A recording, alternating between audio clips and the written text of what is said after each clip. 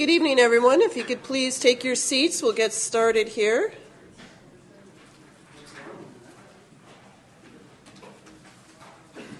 Okay, welcome to our special council meeting of March the 8th. This is our first night of budget deliberations, so I'd like to ask council for approval of the agenda, please, as it's presented. Moved by Councillor Parkinson, seconded by Councillor Casper. All those in favor? Opposed? Motion's carried. I see that we have the public question and comment period. We have no new business. So I'm just thinking that a lot of the questions might come up as we do our deliberations, so perhaps we can look at adding public question and comment after as well. During? What would council like to see? Nobody? No, well, I'm happy either way. Pardon, you're happy with it at the beginning as it is? No, I'm happy either way, because something may come up during the deliberations. Well, that's what I mean. That's why I'm thinking Or now, both. We could have it now and we could also add it later. Okay, can we, a question to our CEO, please?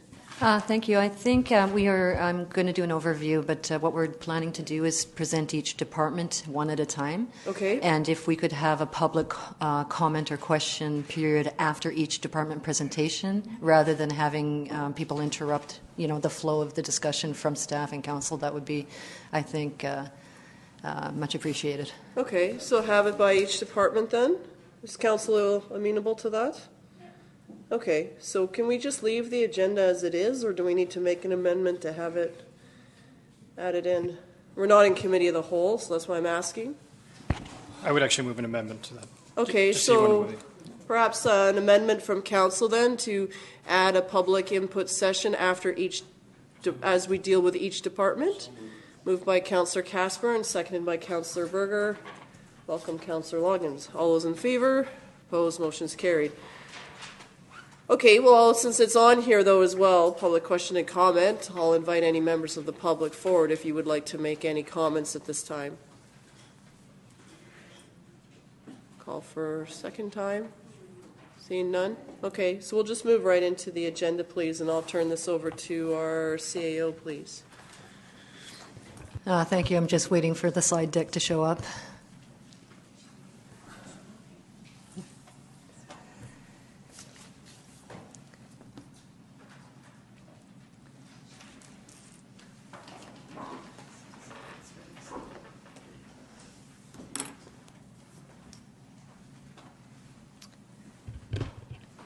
Thank you. I'm going to be very brief in my opening comments, but I just wanted to provide a framework of how staff are going to be presenting the budget to Mayor and Council in 2017. But first I wanted to share with you kind of where we're at with respect to our budget. As you can see, we've got about $19 million and change in our proposed expenditures. The operating budget is at $12.6, capital is at $4.3. Our debt servicing is at $1.3 million, and our reserve transfers are at $1.1 million and some change. What we're going to be doing is presenting this evening Mayor and Council's budget, the CAO's budget, and protective services. First up will be fire department, second up will be RCMP. And then depending on how quickly we move through those departments, we can propose that we could also include corporate services budget this evening, just depending on the time it takes to get through those first departments. We want to keep in mind council commitments that have been previously made that are still outstanding. Goodmere Road, Murray Road drainage and stairs study, and the sidewalk from Otter Point to Hope Centre. So those are commitments that have been already made by Council. And as you can see, one of them is still in Council's top 10 priorities from the prioritization exercise we did in October. So the top 10 priorities for this Council is the fire apparatus replacement plan being number 1, the fire department level of service, i.e. the playbook, number 2, the communication plan and strategies, then followed by the financial plan. And I think you'll see as we move through these budget deliberations that the Director of Finance has done a really, really good job of smoothing out the 5-year plan. And so you'll see that. Probably have already taken a look at it, but he's done a tremendous job with this. As you're well aware, we're underway with our OCP refresh, and we've had a few conversations about the amenity contribution policy review. Good Mare Road, you might see that one again from your previous commitments on your top 10 priorities. We'll get into some of the issues with respect to Good Mare Road when Development Services presents their budget. Also, top 10 priorities is advocate for regional transportation options and also the alternative transportation options for emergencies on Highway 14. And then the last one was simplify the development approval process, and that work is currently underway. We're taking a look at ways we can help speed that up. Before I turn it over to our Director of Finance for a more technical overview of the budget, I am happy to answer any questions you may have. Okay, questions to our CAO? Okay, seeing none, we'll continue on.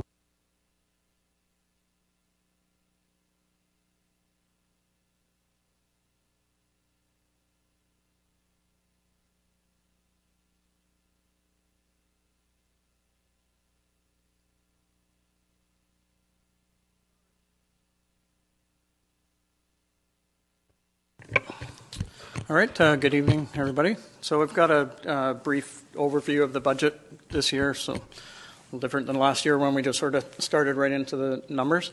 So this will help sort of frame everything up for you, I hope. So this is a snapshot of the total expenditures. Oh, for some reason that lost a thing. The green is actually other municipal purposes, so that's the operating budget.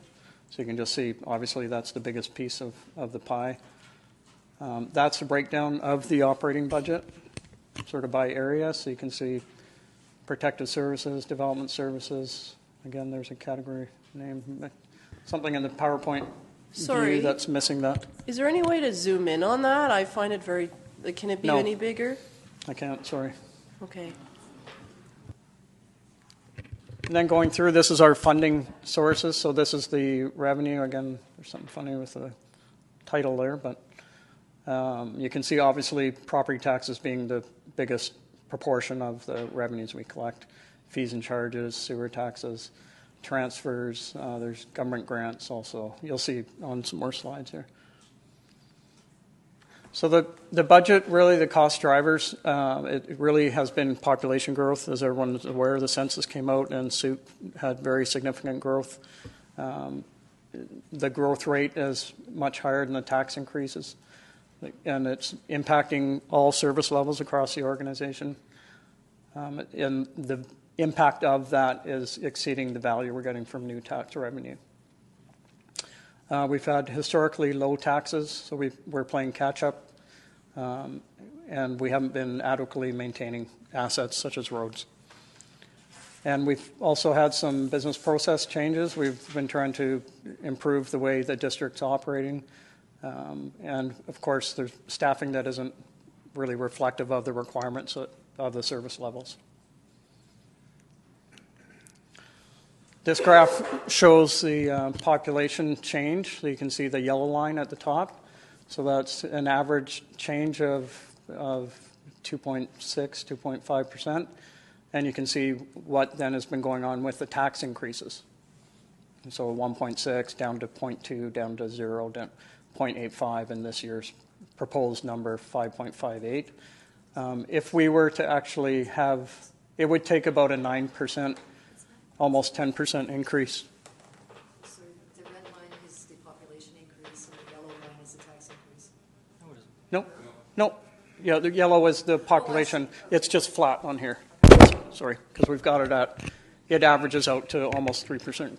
So, and it would have taken almost a 10% increase this year to actually kind of average that out to what the population change has been.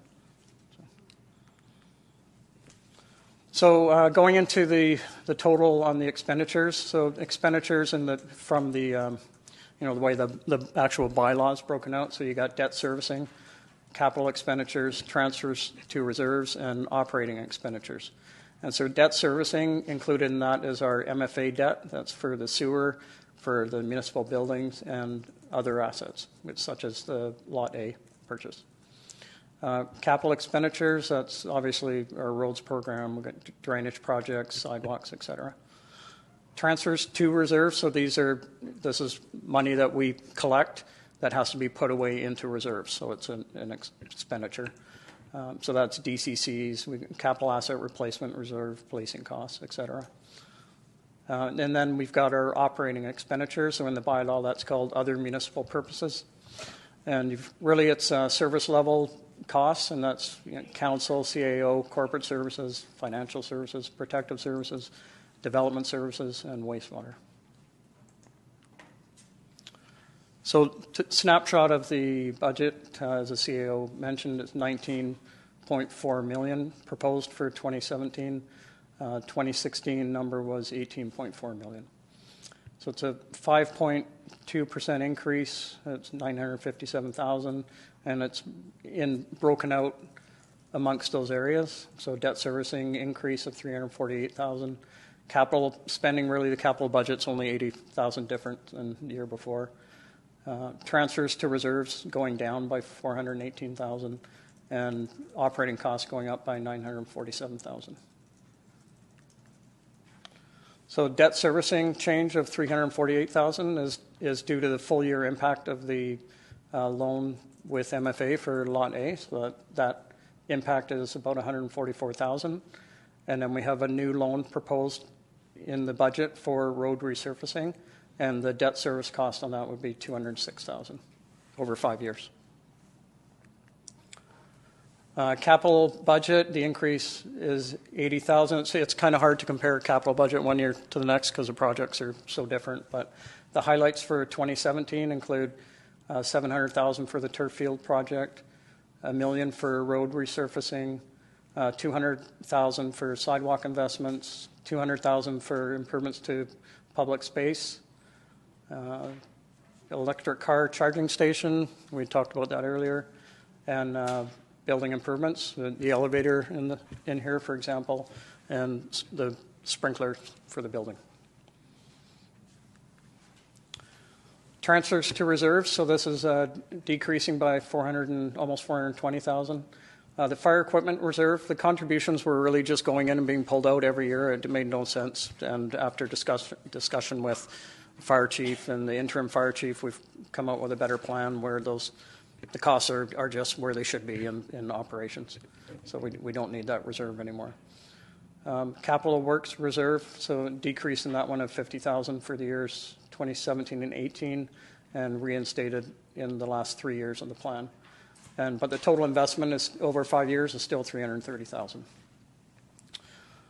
Future policing cost reserve, so this is a reserve we discussed a while back. We brought a draft bylaw in front of council, and we're still at that draft bylaw stage. But the budget has the impact of that being the amount of that the grant that's $80 some odd thousand going into a reserve each year, and that would help smooth out the transition to when we move to a 90% model instead of the current 70% model. And then we've got the capital asset replacement reserve, and that one decrease of almost $200,000 in 2017-18, replaced in the last 3 years of the plan. And the total investment actually over 5 years is over $1 million in that reserve. And then this is the what would be other municipal purposes, which is really the operating budgets. And then we get into each area here. So for council,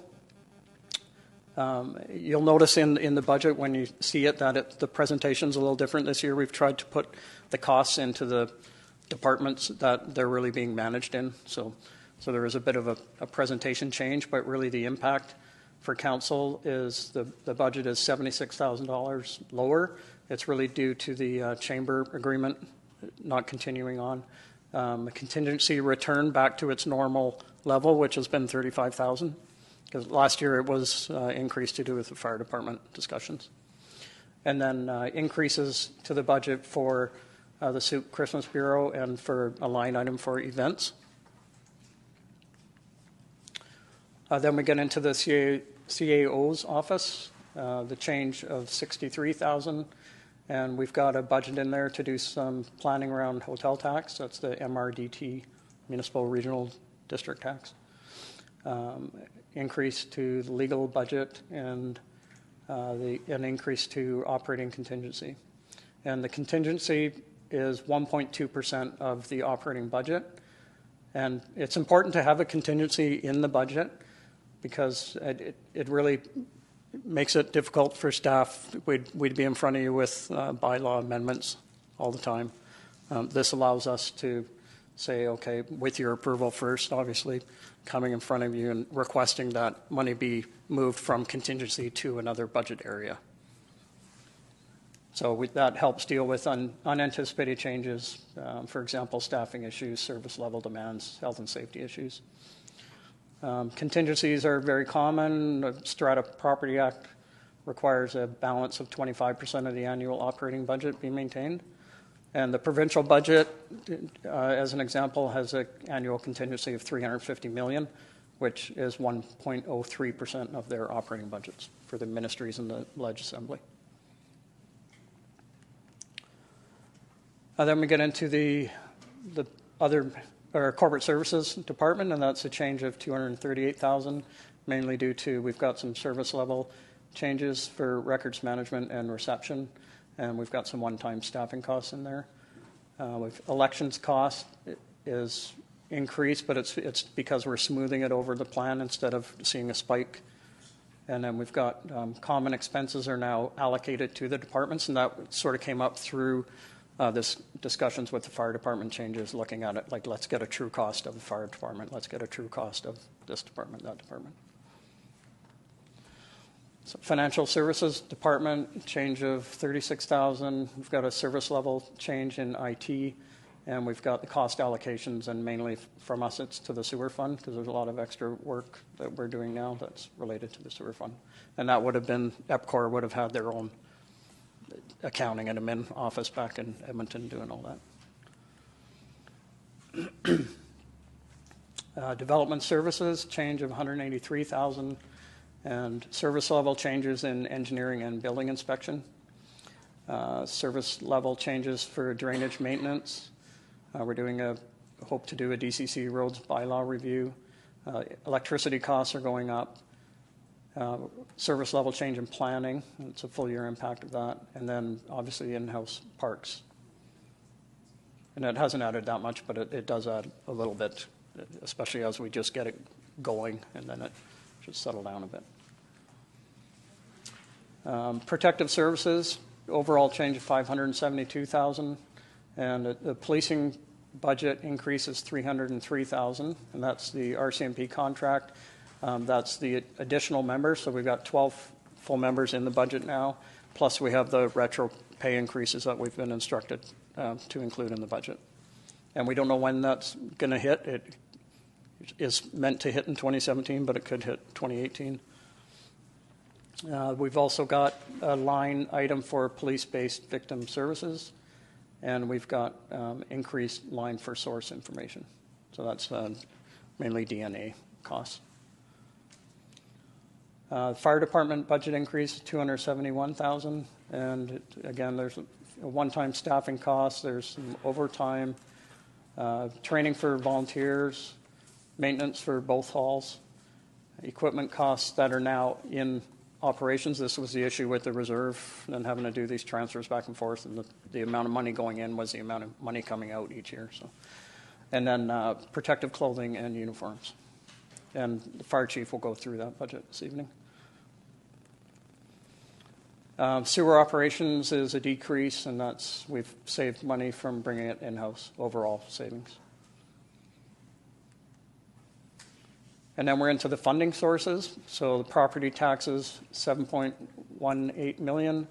The budget proposal in front of you is a 5.58% increase. The average, that would be an increase of $55.96 for the average assessed property. And for 2017, a 1% tax increase raises $66,478. sewer parcel taxes, and the sewer fund doesn't have any impact on property taxes, so wanted to make that clear. And it's a small increase, really, and we've got new parcels in the area. So. Other sources, $5,168,000. That's payments in lieu of taxes, utility taxes, grants, developer contributions, and borrowings through the MFA. It's a decrease of $1 million this year, and it's mainly due to capital projects last year that had a significant amount of grants associated with them, and to lower proposed borrowings this year than actual last year. Fees and charges, $1.4 million. This is where the service level fees and charges are for building permits, business licenses, DCCs, et cetera, and there isn't really a significant change in that budget area. And transfers from our own funds, and that's $3.9 million. These are transfers from reserve funds for capital, operating, and sewer. The increase over 2016 budget is $1.4 million, and it's mainly due to capital expenditures being funded significantly more with reserves in 2017 than in 2016. In 2016 had more money from grants and developer contributions and proceeds from borrowings, and also a higher amount that was being funded from property tax compared to this year. And that's the presentation. Okay, thank you, Mr. Blackhall. One question would be if council could receive a copy of the printed slideshows, I think that would be great. It just would help for note-taking and record-keeping. A question I had just in regards to the sewer fund, how there's no change. Is that the net effect then of the added for the finance department for the accounting? Yes, the sewer fund overall change was actually a savings, and that's right, with allocating the costs over that should be in there. IT being a big area, and then accounting being another big area, and so that's still a savings after those allocations. But does that mean that? I guess where I'm just a bit confused is the amount that we saw in finance, though, does it stay in the finance department, or does it move into the sewer account because it's sewer-related accounting? Yeah, so those costs have moved into the sewer fund. You'll see when you go through the budget how much. Those costs have come out of the operating budget and into the sewer budget. So if they had stayed in operations, the tax increase would be higher. Right, because it's in, I see, okay. Correct. And then whereas this way it's properly, and that's where you were saying where the common costs are put into the appropriate departments. That's correct. Like there is a significant increase in the volume of payment processing that we've incurred since the sewer operations and come in-house is very significant. Okay. And so that's what we're trying to capture. Plus the IT staff members' time is more than 50% now on sewer operations. Okay, so then that's where it gets proportionately put into sewer and taken away out of operating. Yeah, I think if we did it would be a lot more of the cost if we did maybe a fuller study. But I'm comfortable that we're capturing a fair amount right now. Okay, fair enough. Questions from council? I have Councillor Casper at this point. The saving is net of the $300 and something thousand capital expenditure that's happening this year that wasn't part of last year. So if that capital expenditure wasn't occurring, the savings could be actually higher. Correct?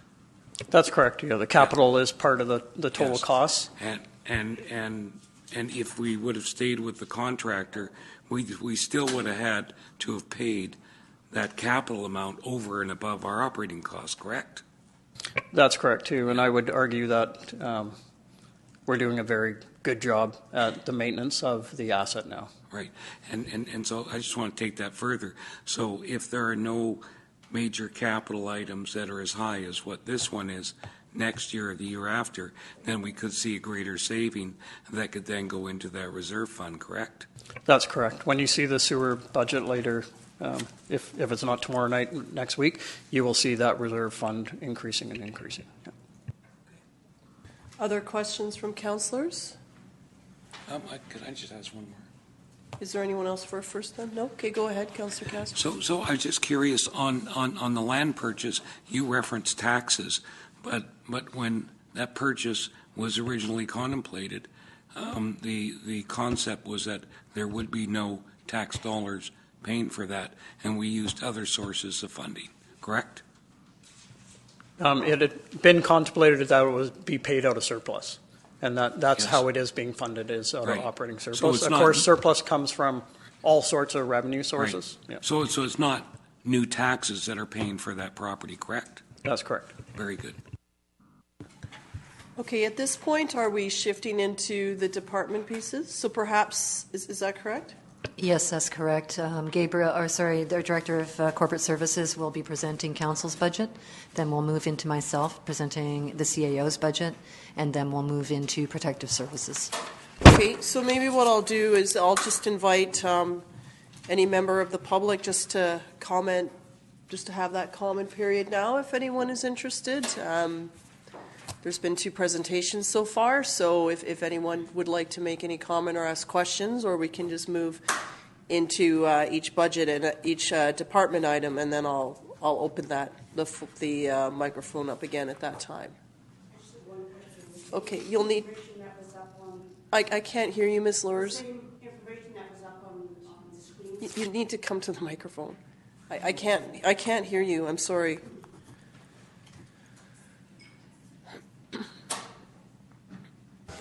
The same information that was up on the screens that you had requested, it'd be nice if the public could get that as well.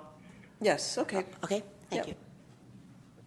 Yeah, we'll definitely have it available for the public. Okay, is there anything else at this point? Okay, we'll just move on then, and I'll turn it over to our corporate officer, please. Thank you, Your Worship. Good evening. So for the council budget this year, what we've attempted to do is really to tease out some areas that line items that you didn't have previously, just to create a greater level of transparency in council budget, so that some things were identified that maybe previously were combined.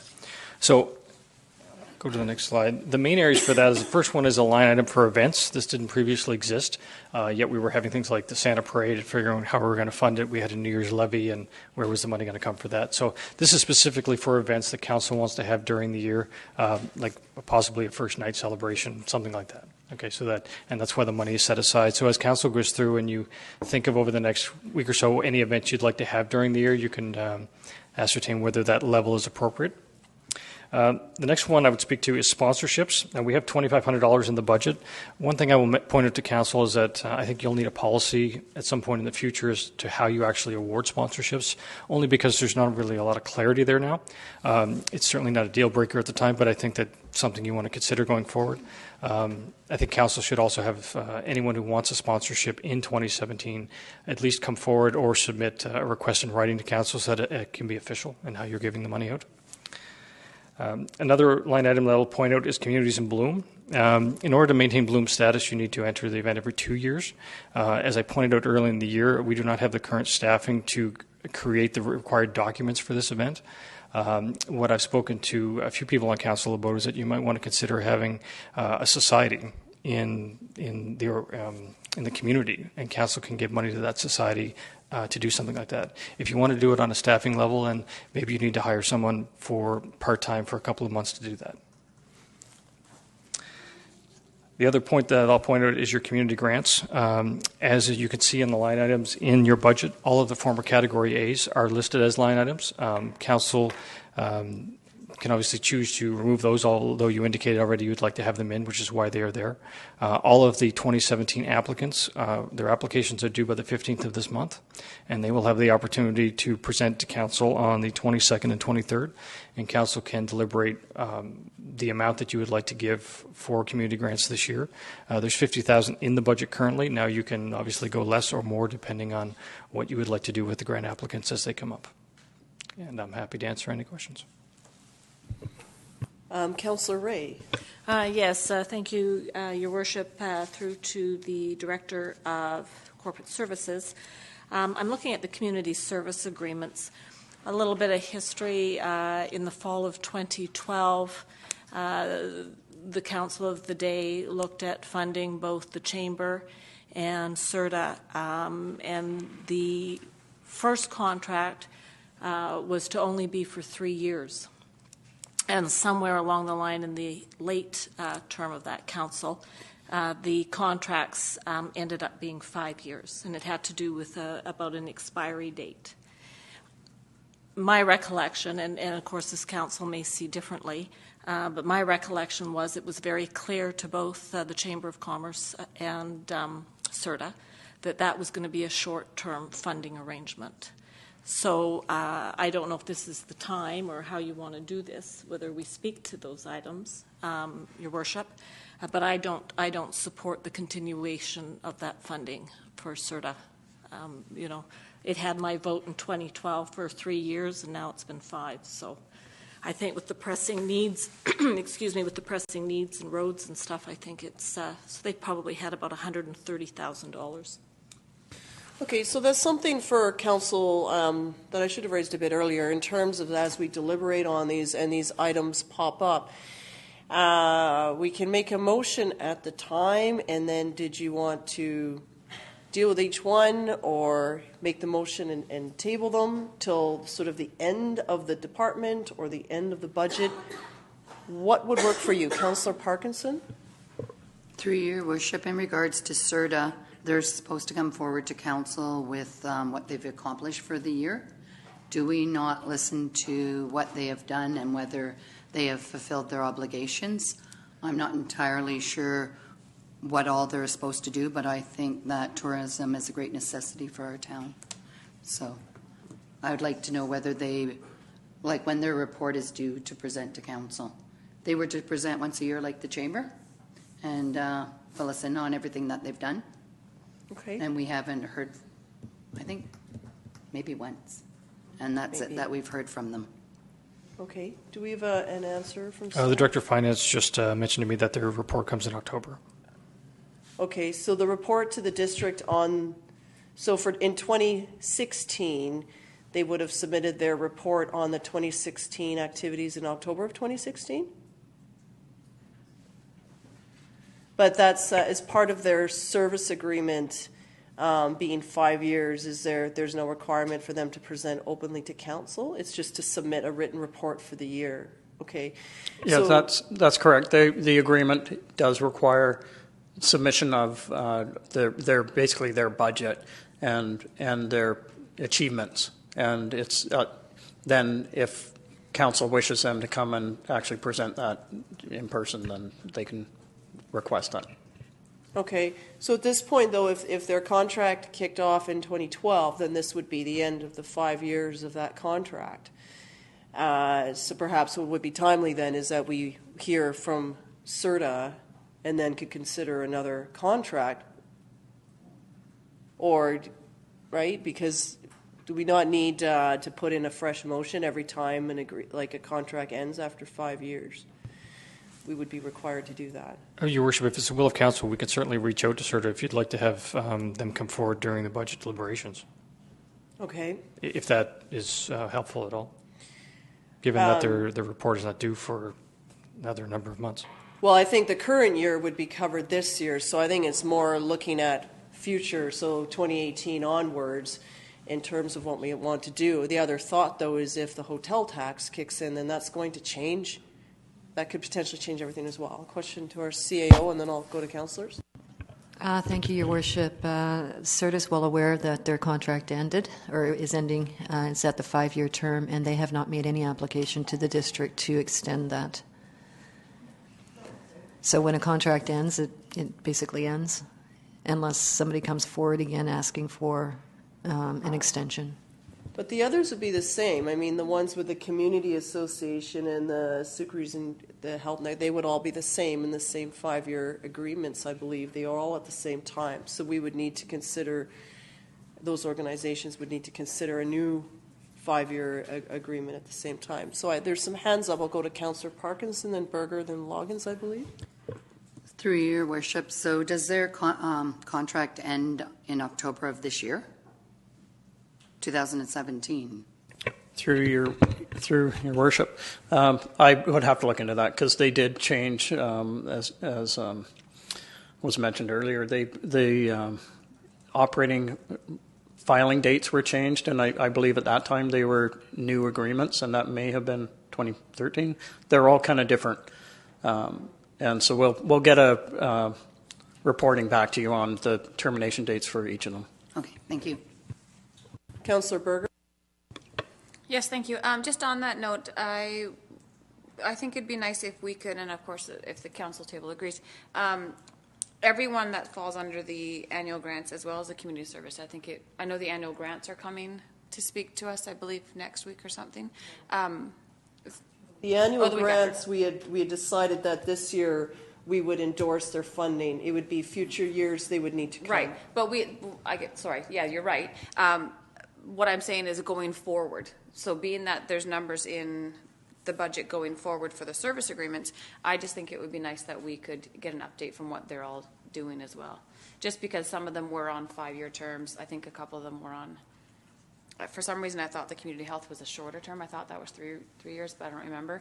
So, and looking at both of them with community health and then the community health initiative and network, and they all have sort of carry-ons, I just think it would be helpful for us to revisit exactly what's going on with all of them. So that would be my wish, is to have all of them come back, and then we could decide for the following year. Okay, Councillor Loggins, Casper, then Parkinson. Yeah, and maybe just from an accounting side, and just because it presents a false picture to the public, that it shows these contracts or payments being made to these organizations beyond the life of the contract. So if the life of the contract ends in 2017, then there should be no money spent or shown being spent in 2018, 19, and 20, because that presents a false picture. And then if the contract's renewed, well, then naturally you should show it in your budget. Through your worship, we can bring, the next time you see this, tomorrow evening, I can adjust it so that whenever the contract termination dates are, they drop off this budget, if that's how you would like it. Councillor Parkinson. Through your worship, I was going to ask too then, would the chamber automatically be taken off this list then?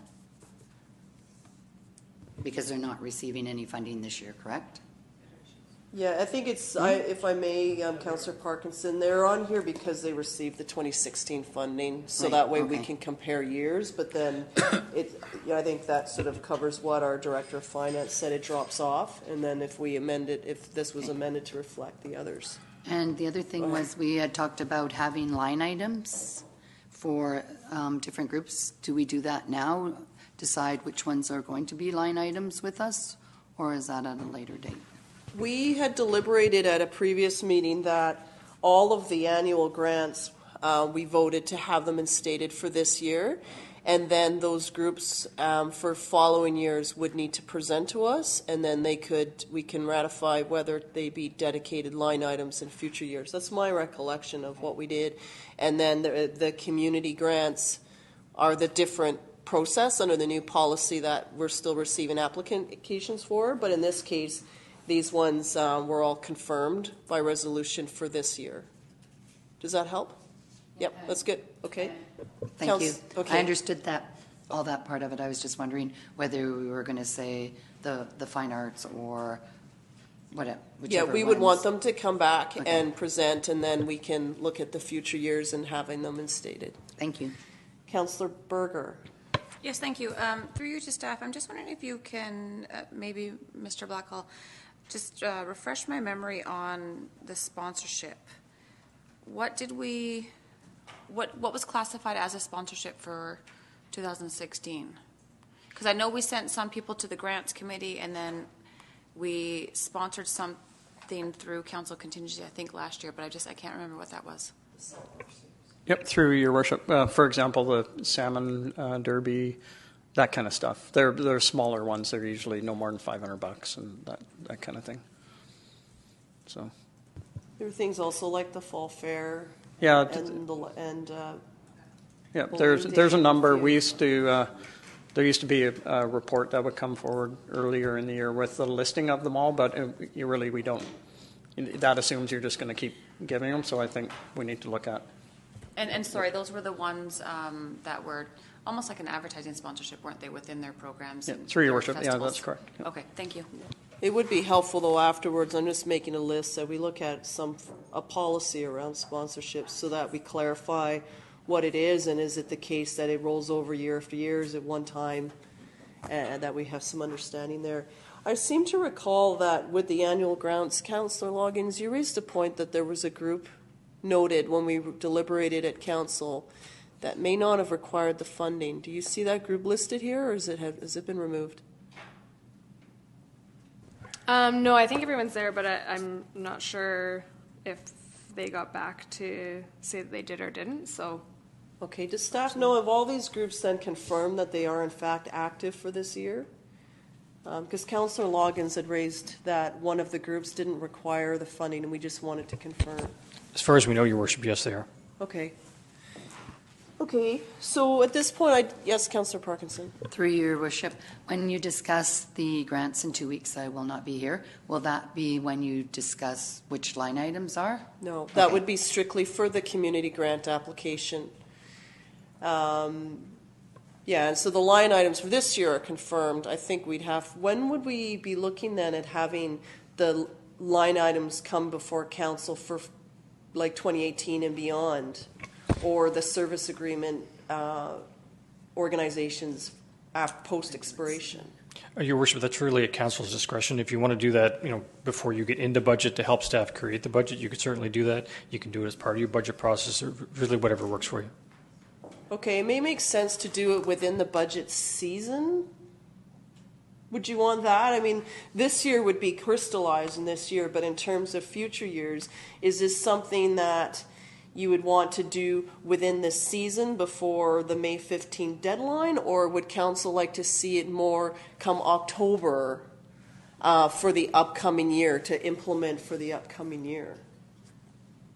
To our CAO then, Councillor Ray, then Loggins. Thank you, Your Worship. Just a reminder that in next budget year, we're hoping to have everything complete by December 31st, so October would work perfectly. Okay. Councillor Ray, then Loggins. Thank you, Your Worship. My thinking is in terms of the Visitor Information Center and the Souk Community Association, they too all expire. All of those contracts expire. My understanding was it's December 31st, but I stand corrected on that. I'm thinking in terms of early in the fall, September or October, so that they can plan. The Visitor Information Center, I believe that funding goes to fund a position for the Information Center that is a year-round service. And, of course, the Sioux Community Association, it's a contribution back. Yeah. So I would suggest late September, early October, so that they're not worried. And, of course, it wouldn't be every year because it would be a service agreement, right? So it would be... Yeah, like service agreements would be at the start of a new service agreement. Line items could be in the fall for the coming year. Councillor Loggins? I was just going to agree that the fall is definitely the best time to award any or go through any sort of budgeting process for grants. Okay. Yeah. So I'm thinking perhaps does council wish to make a resolution then so that we note that we direct staff to contact all service agreement organizations and line item organizations to present their request in September of 2017 for upcoming years? Your Worship, what you may want to consider is that you have the current line items of the former Category A grants, but there are certainly other organizations who will probably want to be considered for those as well. Yes. So you're almost going to be into two sorts of application runs, which is fine. It's just as far as, that will be set, and I'm sure that will help the Director of Finance in creating the budget when he does do it.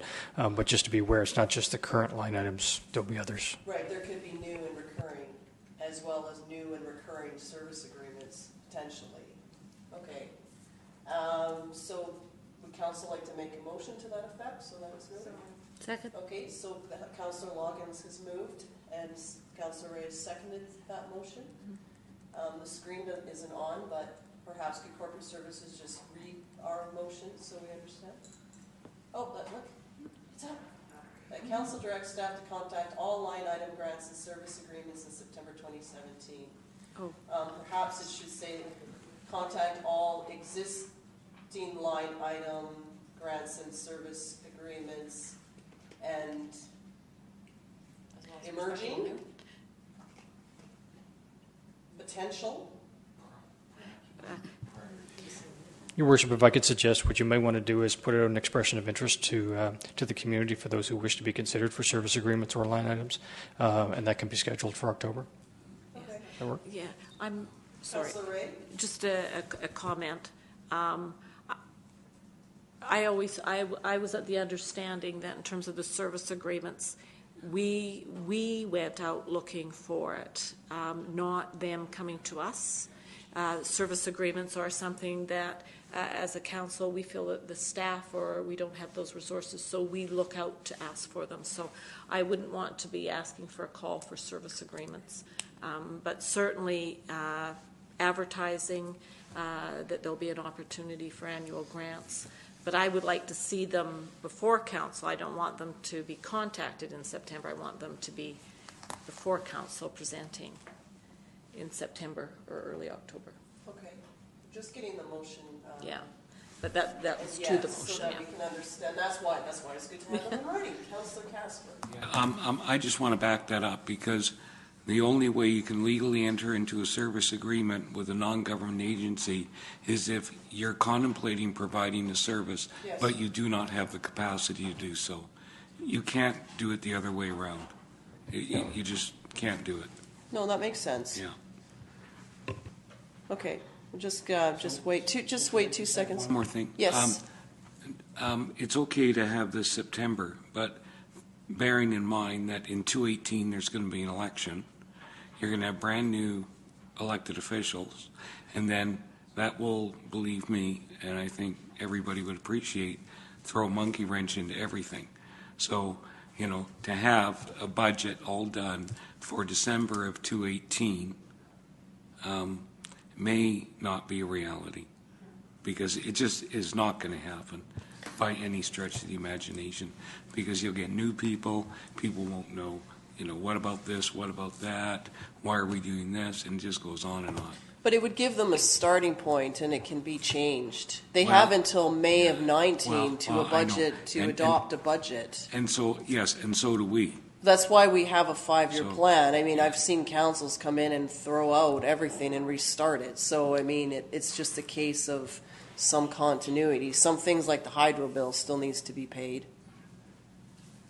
Okay, does this capture what was moved and seconded? That council directs staff to contact all existing line item grants and service agreements in September 2017 and provide an advertisement for new line item grant applicants. Councillor Loggins. I think my motion was more speaking to the first point of having that the existing line items presented in the fall.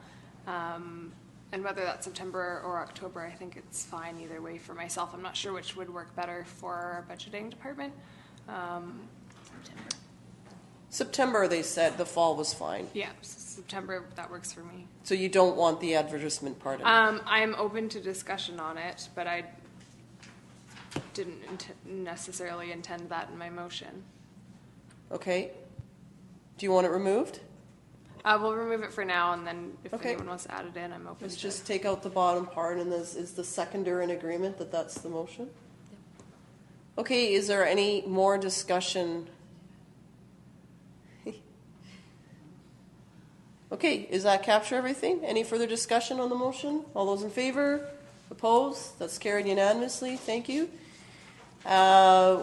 Does council want to put out some sort of an expression, or we just leave it and see what emerges through council business in terms of new light items or new? Leave it? Not seeing any in? Okay, we're good. We're moving on. So going back to the council budget, is there any further discussion on this? I posed a question earlier in terms of how you want to handle this. Is it the case that you want to approve each department, or are you wanting to wait until the very end? How do you want to work your way through this? Just move on, or wait till the end? Leave it for now? Is that what I'm sort of seeing? Councillor Ray, seeing some nods. Yes, go ahead, Councillor Ray. You're good? Okay, so any further questions from council on the council budget, which includes the grant service agreements as presented on this page? Anything? Seeing none? Councillor Ray? Thank you, Your Worship. So I'm just following up the Souk Lions Club that we're showing in the 2017 under the annual grants, 5,000. That's for the Canada Day, right? And then when we're talking about the events and the parade stuff, that would be the Santa Claus parade up there. Okay. Yes, Your Worship, that's correct. Okay. Okay, so before we move on, I'll just open up the microphone to any members of the public that have questions on this particular department, please.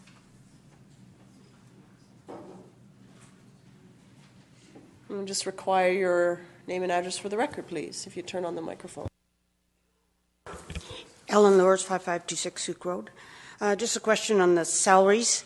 For council, it says the budget was in 2016 was 81,000. The actual was 76,000, and in 2017 it's up 81,300. Is that for an increase, or what is that? The piece Well, I'm just asking. It doesn't. No, I don't understand. You're asking why it's going back to the 81.3. When the actual was 76. 76 was a piece on record management, but I'll ask our director of corporate services to answer. Your Worship, I believe that's reflective of the mat leave. If I can. Oh, council salary. Okay, council salaries. Yes. That's because I didn't collect stipends on mat leave. Oh, okay. Okay. Makes sense. Okay. Yeah, and that's why I'm not predicting any leave this year. Right. Councillor Ray? Yeah, and just take the opportunity that the 2 months that I did as acting and the month that Councillor Casper and Councillor Pearson, we didn't get any remuneration over and above for the work that we did as the acting mayors. So that's been a benefit to the community. Okay. Like being a farmer. Okay. All right, is there anything else? Sorry, I was thinking of corporate services and not council salaries there. That's why I mentioned the record keeping. Yeah, that was me. Anything else? Okay, we'll move on then into our next section, please.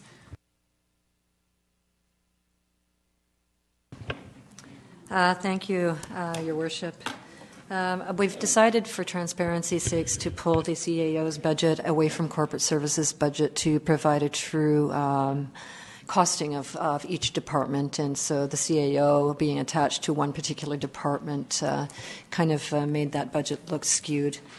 The big changes in this budget is the legal, which is going from 100 to 150 in 2017, then down to 130 down in 2018, largely due to negotiations, and we're anticipating legal costs associated with those negotiations. We've put some money into economic development, and as the Director of Finance said earlier, set some money aside for the hotel tax. We need to make that a priority in our community, and it's been on the list of things to do for quite some time, and it's not something that the CAO can do off the side of her desk. We've got some money set aside for the OCP, not a whole lot, but in case we need some writing services or editing services, it's money there. And we will continue with our community engagement and council engagement after we finish our budget deliberations. We'll head straight back into OCP. The operating contingency is something that's fairly new in the district. It's something that corporations do and other levels of government do quite often. And what it does is it provides the flexibility to staff to deal with things that are operational in nature. I can give you one example is that right now our corporate officer is moving on, and we've posted the position for 2 weeks. There's going to be a gap between when the corporate officer leaves or before he leaves and when we hire a new corporate officer. And I need the flexibility to get somebody in here to do that job, because I certainly can't do the corporate officer job and the CAO job all at the same time. So that's just one example of the flexibility that we do need. For example, we had a staff person go off for a few months, and we needed the flexibility to hire into that position on a temporary basis to make sure that we are continuing to meet service delivery requirements of the district and the residents in the district of Sauk. So I'm sure it's going to be a little controversial. But at the same time, it's our job to move the business of the district forward. And if we have to continuously come back to council and do budget amendments on items that are really operational in nature, and we're meeting some of the demands of the residents. A good example was the parking last year. Mayor and council wanted to make sure that we were dealing with the safety issues on West Coast Road and the parking the congestion in the downtown core.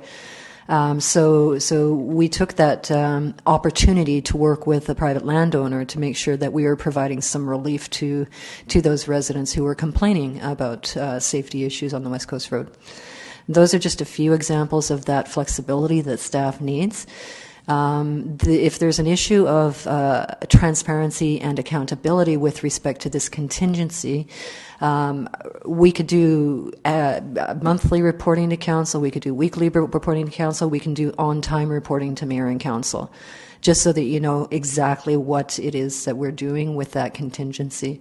Another thing that we're thinking about changing this year is when we do our reports to mayor and council, and we're taking a look at mayor and council's contingency, is we're going to start to have the total of the contingency, the commitments you've made prior, how much you have left, so that you have that full information in front of you as you move through making commitments on your contingency throughout the year. And that's certainly the same thing can be said of the CAO contingency. So with that, I will leave the floor for questions. Okay. Thank you. When our Director of Finance spoke, he stated something that there's a contingency and then you would come before council about shifting the funds into an appropriate account. Is that related to this, or is that in a different area? Yes, Your Worship. Similar to how we did the recent reports on budget transfers. So, like, you can't possibly know at this time what is going to happen throughout the year, and things are going to come up, and we just need the flexibility not to have to bring forward an amended budget each time, which is a who knows how long process with the bylaws and everything. So this allows a request to come forward to move the funds from the contingency, spend the contingency basically, into another budget area, so the cost would actually, it would just flow, similar to the reports we just did on budget transfers. So it isn't, it's an operating contingency. It's in the CAO's budget so that there's proper control of that amount.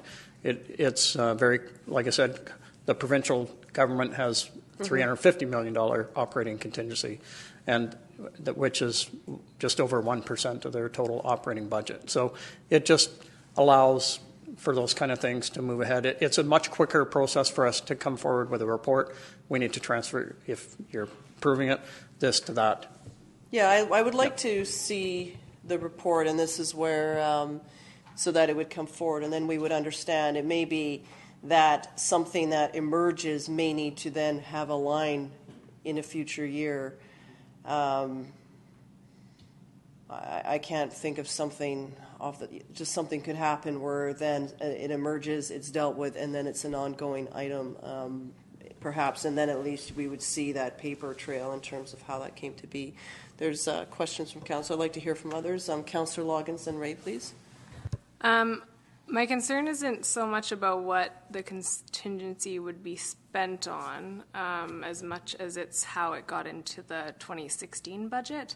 I don't see it in the budget from last year, so I was just kind of wondering. I did see a contingency for 2,500, but I don't know if there were other areas. But I just don't know how it went from 2,500 to an actual of 83 and now a proposed 150 without seeing that report. Okay, back to our Director of Finance, please. Yes, through your worship. That was in the amended budget that we brought forward. There was a reconciliation at the back that talks about that. So. Was that in December or was that in January? That was in January? Your worship, that was in December when it was finalized, but it came forward in early November. Oh, I see. Okay.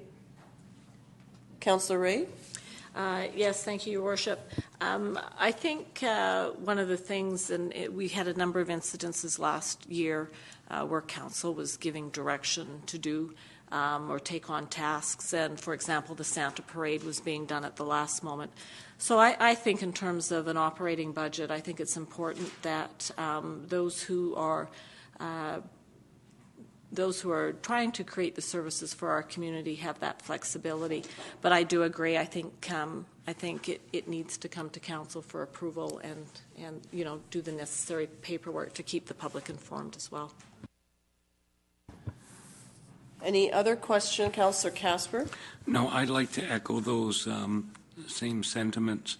I'm of the view I don't want any surprises, and I don't think the public does either. And I think that's to the benefit of our staff, because then, we clearly demonstrate that these are things that we need. And, we all live in this community, so we can be contacted, and if there needs to be a special meeting for what is considered an urgent matter, then that's fine.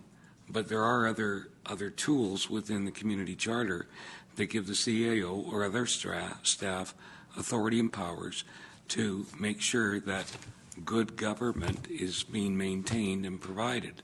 So there's already flexibility if something was of a very crucial nature.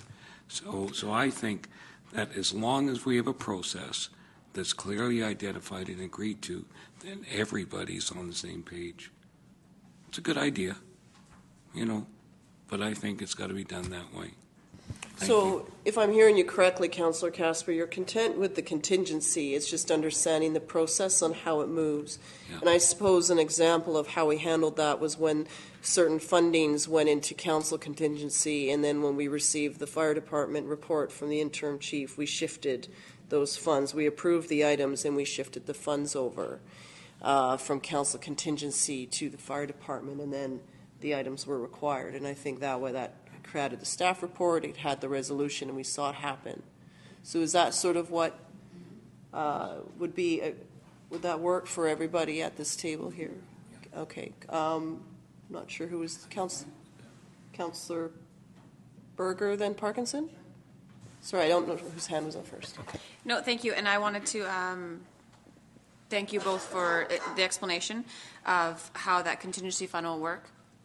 I think it's I echo the sentiments at this table that if it flows and works in around the same way that council contingency does, where everything is sort of in an open meeting and the public have a chance to comment as well, and I think it'll work fine, and it will save us the hassle of trying to amend every time something comes up, whether you need to fill a position or what have you. So I thank you for willing to bring it forward.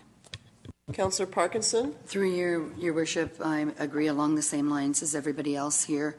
With that, I would like to make sure that we see a report on, when we talk about the parking lots, I did not know about them, that we were paying for them, or how much we were paying monthly. So when people ask me, I would like to be able to be informed to be able to say that. So as long as we do that, I'm perfectly fine with that. When I look at the economic development, I have no idea what MRDT stands for. It's something destination tax. It has to do with hotel tax. Yep, Your Worship, through Your Worship to Councillor Parkinson, it's called Municipal Regional District Tax, and it's really just known as the hotel tax. So in regards to this, when we talk about the hotel tax, I was at the CERTA AGM. So the owner or the manager of the hotel is there as well. So they're talking about the hotel tax with CERTA. So is that falling in line with the Economic Development Committee? Because obviously they two should be working together, because now it seems like it's two different entities. They are all working together behind the scenes. This is important for SUC in general. So what we're doing is it's not a committee, it's a working group, and they're working with the hotel owners and they're working with CERTA through the conversations that are happening. It's just starting right now. I mean, the committee, or sorry, the working group has met twice. So it's on their priority for this year to get that done. And so will council be informed of who this group is and what is taking place, so that when people ask us questions, we'll be able to say exactly what is actually taking place, and not that we have no idea of what's going on. Okay. I am more than happy to keep council apprised of the discussions that are happening at the table. Yeah, and the other piece on the hotel tax is it does have to come to a municipality, and then it's for straight promotions. So that's where it sits in here. It can't go directly from, and there is a process of voting and defining all of that. So when the timing comes, I anticipate that we'll have more information come this way. Anything further, Councillor Parkinson? And the other one was on the for legal.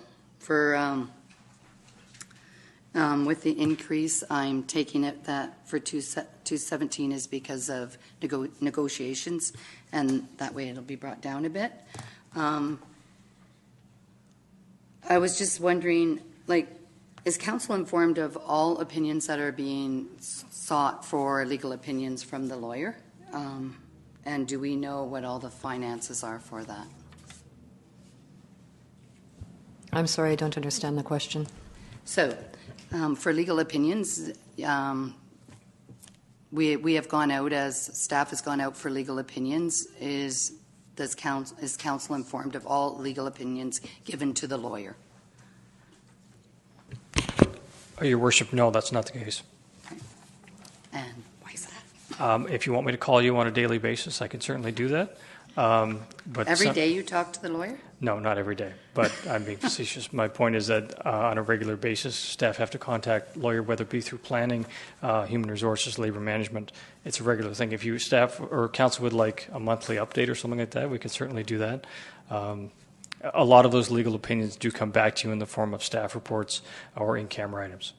Thank you. Anything further, Councillor Parkinson? No, that's it. Thanks. Councillor Berger, then Casper, please. Yes, thank you. Just a quick comment, just back on the hotel tax.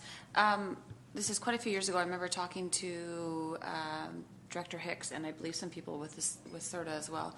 So is it like sort of a three-way partnership? Is CERTA the governing body, or is it just the municipality? And how does the Juan de Fuca region act in that? And then, of course, do they share the budget as well?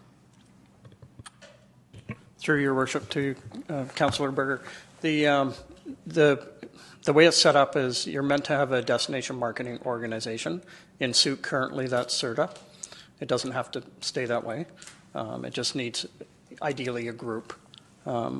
The application has to come from the district. It doesn't mean we are managing it. It just means it's coming from us.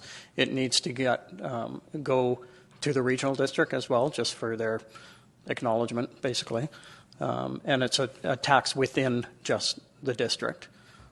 So we were almost there last year, I believe, or the year before.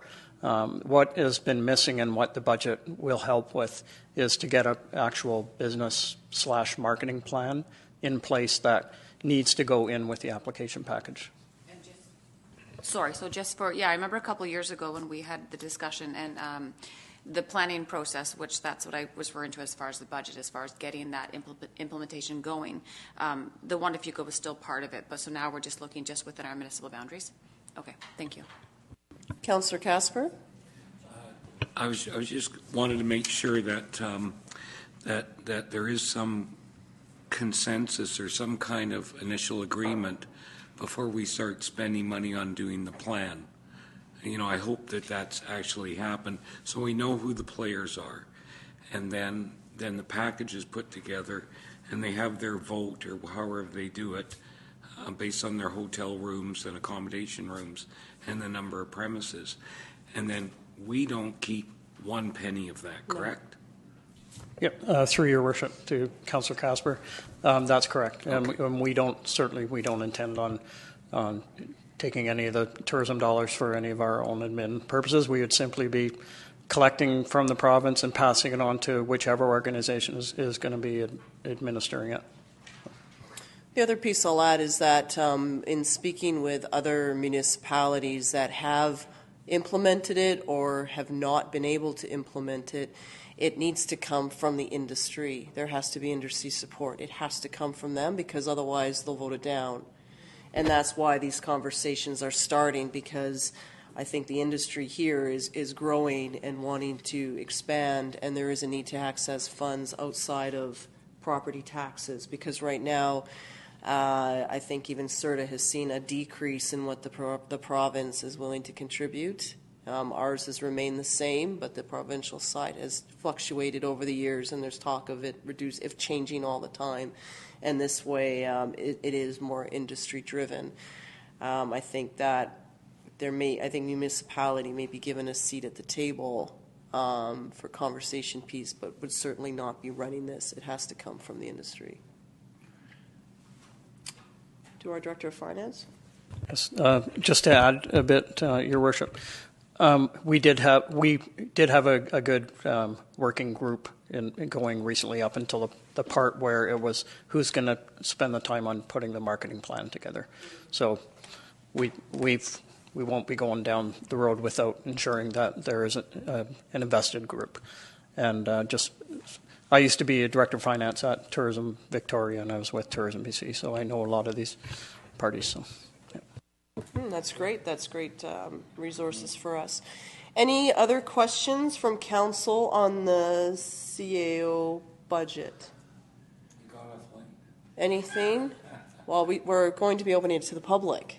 So, is there anything from anything further? Okay, so I'll open the CAO part up to council, up to members of the public. And of course, if you do come up with a question that refers back to a department that we've already discussed that you might be thinking about, feel free to raise that as well. Just not going ahead because we don't have the context yet. Thank you. Ellen Lords, 5526 Souk Road. First of all, I didn't know there was an EDC or a working group. I didn't know that was happening. I heard it around town that there might be, but there again, that's that lack of transparency and having this sort of thing out there. We had a CEO that he had a $75,000 budget, and I remember we had to cut it back.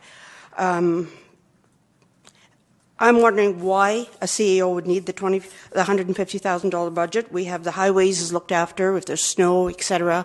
Highways is looks after that. CRD looks after our water.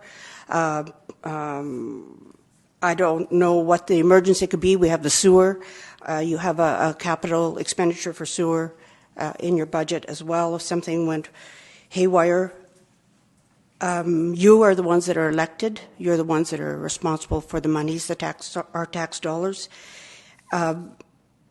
Even the issue with the parking lots, that should have come before council. Yes, you asked staff to look into it. That's a good thing. Staff looks into it, brings it to council. Council makes a decision. Everybody's aware.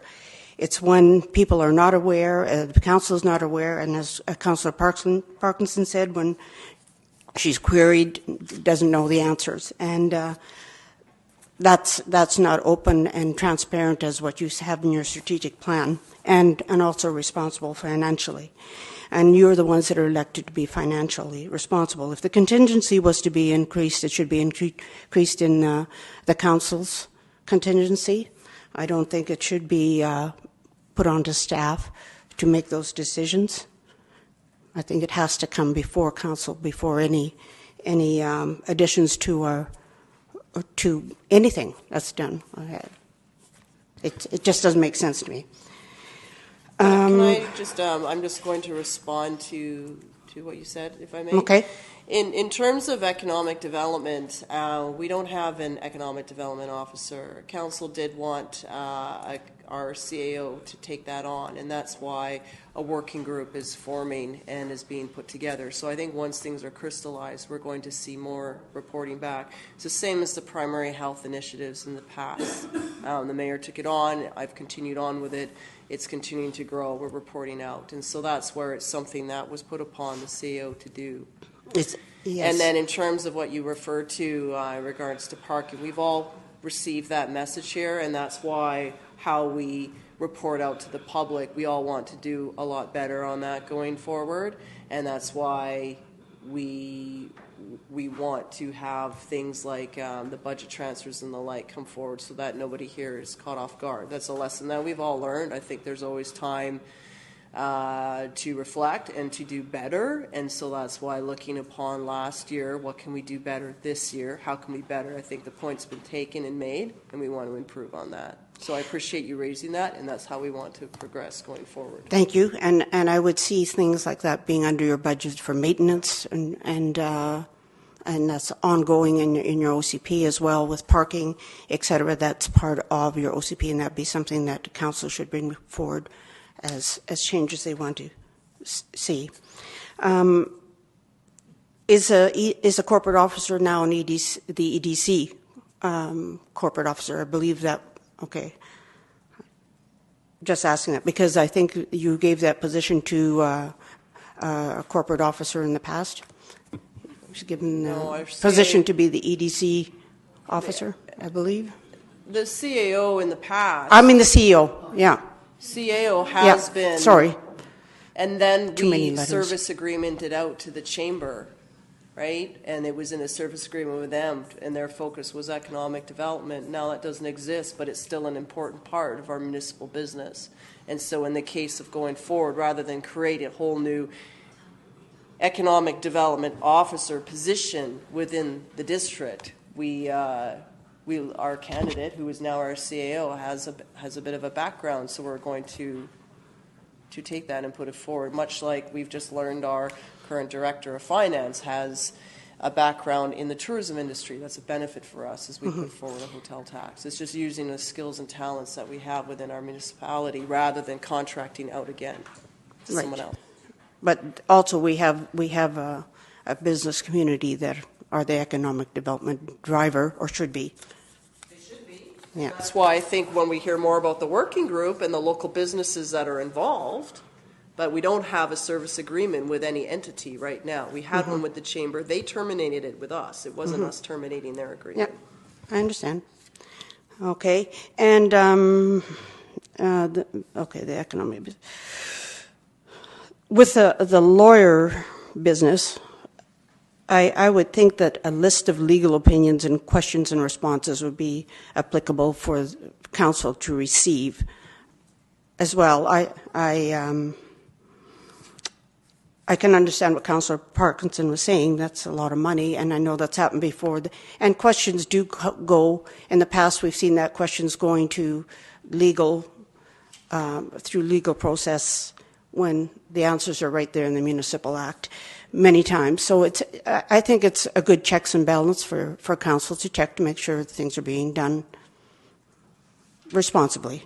That's why you're here. So that's just a question, or a comment, rather. Anything else?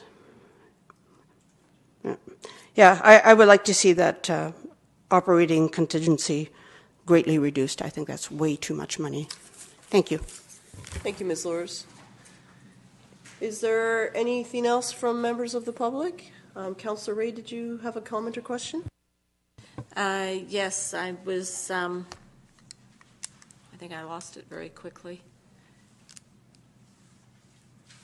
I think it's always nice to want a lot of information, but I think council and staff and the community, if we keep asking for information and listing every legal opinion, that becomes a make-work project. And I think one of the things we have to be mindful is if we keep wanting the small stuff, it means staff time. I don't need to read all the legal opinions in terms of something coming out of development services or something out of finance. If it impacts this council table, absolutely. But those questions on HR or negotiations, I think it creates a lot of work for staff, and they're already maxed. So that's just my opinion. Thank you, Councillor Ray. Councillor Casper? Yeah, I just going back 2012, 2013, we did publicly acknowledge that we had spent funds on certain matters, and I don't want to get into the details. And council in the past has been appraised of the categories in which, or the file in which, monies have been spent, and that's an internal document. But there may be a way, without violating any confidentiality, that if there's money being spent on a land matter or a labor matter or something along those lines, or negotiations, then that is not going to betray any confidence, and I don't think it's going to violate any lawyers'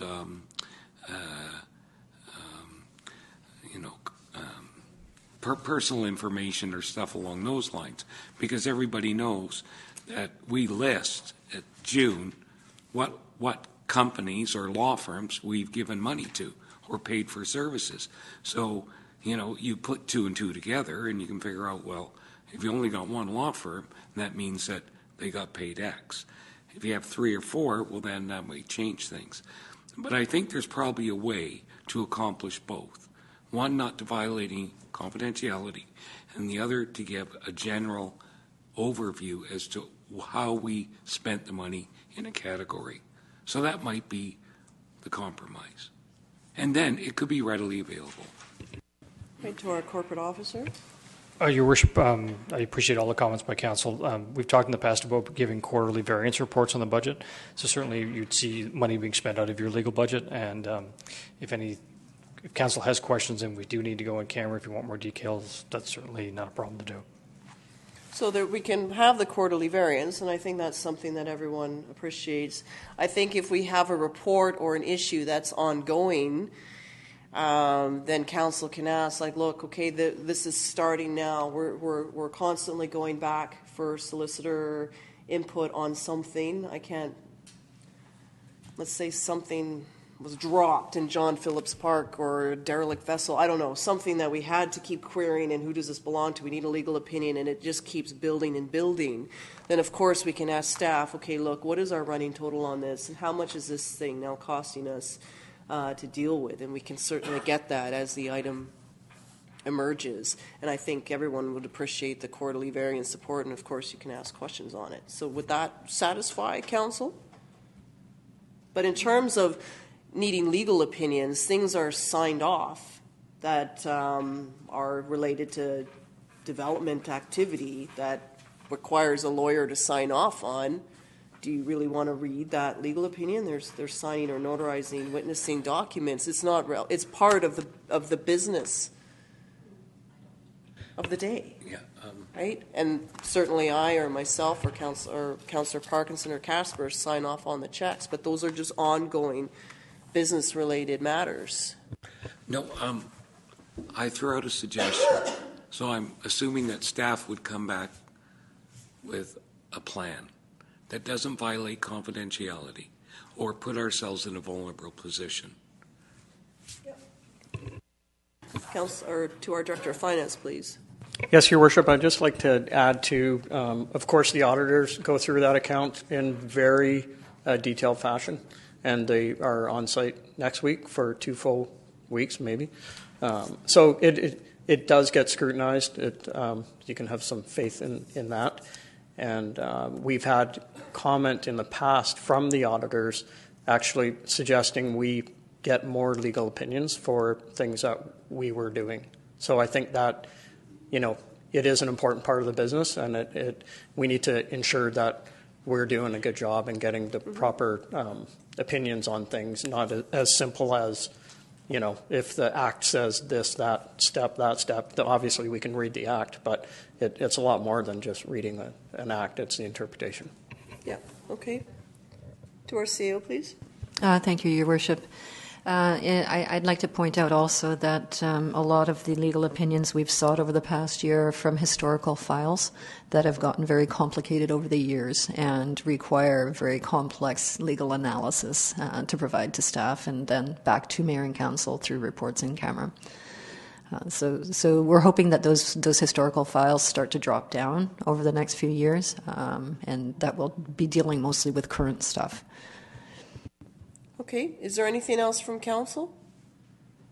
Okay, so we'll move into our protective services section, please.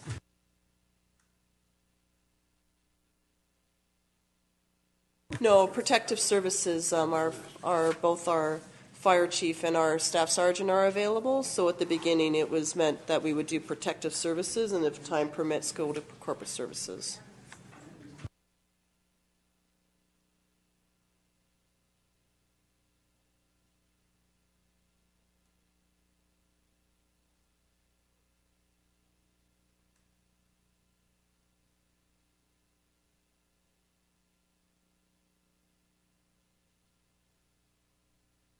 Okay, welcome, Fire Chief Mount. Thank you, Your Worship. I just want to make note that Interim Chief Russ Cameron is here since he contributed significantly to this budget. And at the end of this presentation, he's available for any technical questions. So what I'm going to be presenting here is a 5-year plan, and as our Director of Finance had stated, this is kind of a all-in transparent type of budget presentation that you have in front of you. It's showing things such as the apparatus financing being included into the actual fire department budget now. Really going to be showcasing here the needs due to membership growth, the growth of volunteer base and staffing, and definitely what is necessary with critical operational equipment requirements. So in 2017, we have a fairly modest capital initiative request. This graphic that you see here is our current compressor. This compressor has been in service for many years and is very problematic. It was in fact out of service for more than a week this year, and our current service technicians advised that they don't know the life expectancy of it, and they have found that some of the servicing work in the past was substandard, and some of the fittings have been replaced this year that were failing. The other thing we have an issue with this current compressor is the replacement compressor would meet the Canadian Standards Association for Safety. It would come with what we call a fill station, and the fill station has a proper defragmenting chamber, so in case there was a failure during filling, it wouldn't impact the danger of our members. Right now we have a home-based kind of filling station built into a wall comprised of wood, which doesn't meet that standard. The minor equipment that you see here for requesting for this year is so we meet the proper WorkSafe BC requirements with just equipping our members. That's 40 flashlights. These flashlights are over $100 in cost, and they meet the NFPA standards, so they're durable during an incident.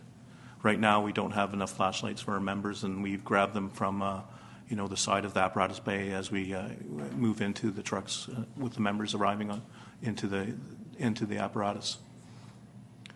For 2018 here, we have a request for replacing some hose that's failing and increase our fire hose supply. That's kind of a common recurring thing in the fire service is that hose tends to fail, and we test them manually, and there's normally some that can be repaired.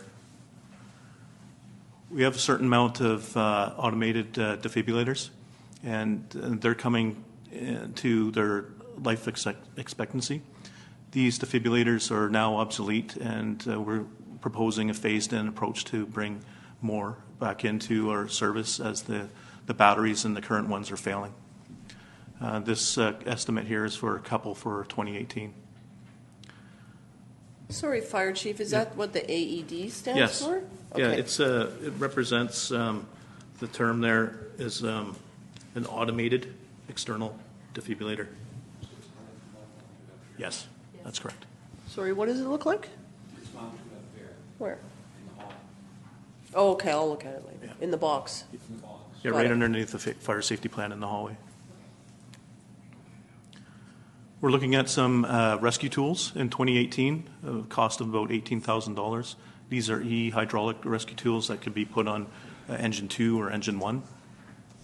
And then the minor equipment that we have for 2018 would be a master intake valve for the ladder truck, and also a hose expander machine for repairing hose that needs to be replaced. The forestry pumps would be 2 forestry Wajax pumps. These are pumps that are recognized by the BC Wildfire Service. These would be equipped more than likely on our wildfire unit that we'd be speccing out to be a proper type of structural protection unit that could be registered with the Office of the Fire Commissioner, where in fact we could look at getting some cost recovery.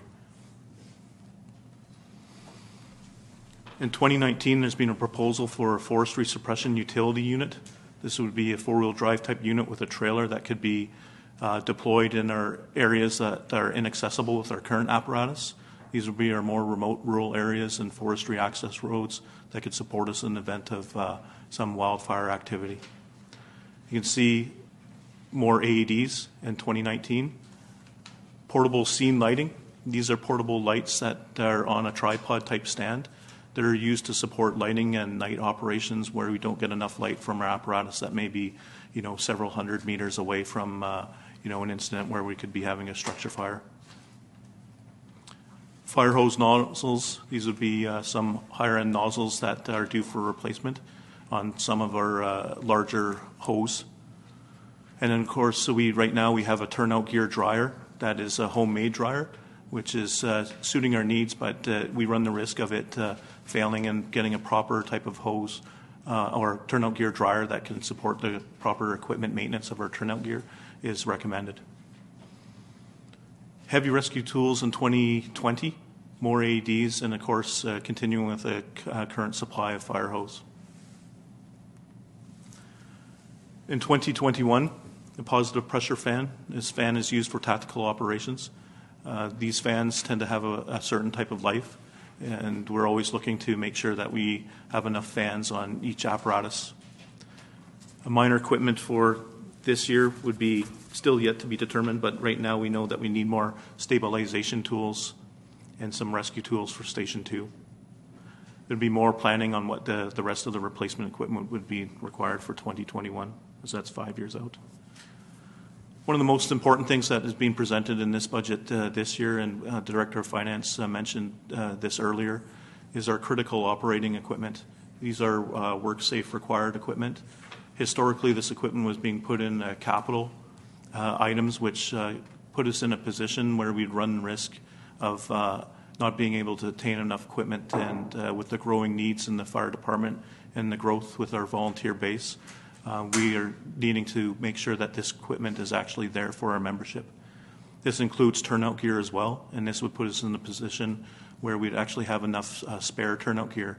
We currently don't have enough spare turnout gear, and we're maxed out right now with 8 recruits, and if we were having any more recruits coming in, we definitely have to obtain more turnout gear. So over the course of 5 years, putting this operational type of expense in an operating budget puts us in a greater benefit to not fall behind with obsolete equipment and not have enough equipment for our membership base. It's just better management and planning on our side to make sure that we have safety equipment for our members. That picture there, you see that graphic is just showcasing our new, one of our new self-contained breathing apparatus. That's in Engine 1. This is 5 of them that are in service right now. We're looking to obtain about 5 more next year. And eventual goal would make sure that each member has their own mask also, just for pure hygienic issues. Apparatus is one of our biggest expenses in the fire service. And my strategy here is, as I become more intimate with the rolling stock, I will be driving them. I have been driving them. I'm going to be operating the pumps, getting more familiar with all their uses and deficiencies and their capabilities. I'm also an advocate of technology. I have a technical background, so I've had some current training in asset management software, and some of the items you see in here will allow me to actually get a good indication of where our apparatus is. There is a current kind of strategy in the past 5-year plan that's here, but I will be taking a closer look into this, putting information in here with respect to if we do some capital investing and some maintenance, how does that impact the longevity, the current wear and tear and the use of our engines that are operating out of the door every day. will it meet our actual service life that we're expecting and that insurance companies are expecting as well. And then we can input things as far as conditioning index, the actual condition that we see they're at. Do they improve if we do regular maintenance on them and replace equipment that's failing on them? Or does it make sense to dispose of it earlier? These are types of things that I'll be evaluating more closely. And in the fourth quarter, I'd be looking at a very comprehensive report with an honest opinion where our apparatus and our fleet is at. Right now, in the current budget you have in front of us is a tender. That water tender that we have currently in this station, I can honestly say that it's in poor condition. The tank is from 1985, and it's had quite a bit of welding and repair work done on it. And to me, it looks to be a safety hazard, and it's not reliable, and it could fail. The chassis could be looked at being repurposed, and that's part of the plan that I see in place, that we could do something with the chassis down the road. Obviously, this was a higher priority thing, and that's why it was in this budget before I arrived here. 2019, one of the engines to be replaced, and then 2020 is Car 1. Car 1 is a hybrid vehicle from 2009 from the Olympics. The main thing I'm looking at here is what can be a significant cost with a hybrid unit and the battery replacement cost of it as well, whether it could be should be disposed of prior to having to replace a bunch of batteries in it. Moving on to the SUC emergency program, it's a very modest budget that we see here. The cost for everything all-inclusive in there in front of you is about $21,500. I think the most important thing to note there's a new line item in there for this year, and that's just to recognize the stipend and efforts of retired Deputy Chief Rick McLeod in his position as the ESS Director. And that's really the main components of the fire department and the emergency program budget. So welcome to take any questions right now. Okay, questions from council. Councillor Casper. Yeah, so it's good to see that you've increased or reinstated the training this year. Management had advised us previous years to actually take that out, and that's what we were told to do. And so it was done. And for some reason, it was never conveyed to everybody involved. And so it's good to see that is reinserted this year. So I want to note that. I sort of like your approach. You're going to look at how you can do things in a cost-beneficial way. And if regular, scheduled, or even more than scheduled maintenance can enhance the lifehood of a vehicle, then that's a good approach. Anyway, that's fine. Question that I have in regards to turnout gear and the like right now we have the recruit class moving through the training. When would a new recruit class start? And if you were to maintain existing levels and bring in new recruits, would this budget then allow for those recruits later to be fully properly outfitted? That's correct, Your Worship. So a new recruit class would be beginning probably with a recruitment drive towards the end of this year, with the class starting in January of 2018. So looking at the budget for this year, that allows us some reserve items. So we could actually have some backup equipment, and that would position us to have equipment immediately in January for hopefully 6 to 8 more recruits like we had this year. Okay, so it's always on an annual basis. It's not like starting in April, a new class would begin then. It would be starting next January. In the event, though, sometimes we've had members leave our community being transferred for work or anything like that. If someone were to move back to SUC and want to rejoin, is there, I don't know if that happens, but if it did, would there be equipment available for that individual? Currently at this position, we don't have any reserve backup turnout gear. And we got enough gear this year just to deal with the actual recruit class. Recently we lost a firefighter, and we may have some retirements this year, and that's the only way we'll have some backup gear. There's probably some gear that's at the end of service life that is ready to be disposed of. And we also have to make sure that we're preparing in case we have soiled equipment from an incident. We have some backup gear for our current, career and volunteer members also. But you do have some backup gear in those incidents. From what I see right now, there's very limited, and there's probably just 1 or 2 sets of backup gear that we have at this stage. Okay, that just raises a bit of a concern for me that if there was something damaged that needed to be replaced for an active volunteer, then I suppose this is where a report could come forward and we could consider a budget amendment at that time then to allow for those. Well, we have money for suits to outfit the existing graduating recruit class and the current one. I'm just thinking that we always get very busy in the summer, so if items were damaged, we need to ensure that our people are properly outfitted, and this budget just seems tight in that regard. If I could comment, Your Worship, we do have a repair budget, and turnout gear does get damaged, and there is typically a quick turnaround time on repairing gear. But you're comfortable with this as it is? The current budget that's in front of you right now will allow us to procure more gear so we have a better backup supply. 8 sets. Okay. I have Councillor Parkinson up first, please. And in regards, through you, Your Worship, in regards to what you were saying, I was just curious as to why the chief does not have a contingency fund for items that he needs to purchase immediately. So I think that would be a good thing to have in here, whether it's a mask that's damaged and there's no other one, so they need to have it. I think that he should be able to go out and get something like that. Okay, a response from staff, please, to our CAO. Thank you, Your Worship. Through to Councillor Parkinson, that is particularly why the CAO has a contingency account. So it covers the fire department and it covers all the other departments in the district. Okay, so then this is where if there was a major incident, because council would want to receive a report if there was like Grant Road Manor or whatever, I think it would be important that council be given sort of a briefing on what that looked like, and if gear were damaged and needing replaced, then we can enact that at that time. So the CAO contingency would extend to cover all departments, including fire department. I'm assuming also sewer and parks. Absolutely. And the like. Okay. Yeah. Councillor Rathan Casper, please. Thank you, Your Worship. Question on the telecommunications, the CREST. I see it's going from $47,000 to $64,900. Is that including the new radios that are supposed to be coming out? Thank you, Your Worship. You'll see, if I just grab the line item here, note the new P25 platform which you're speaking about isn't going to be rolled out for the Pacific Rim until 2018.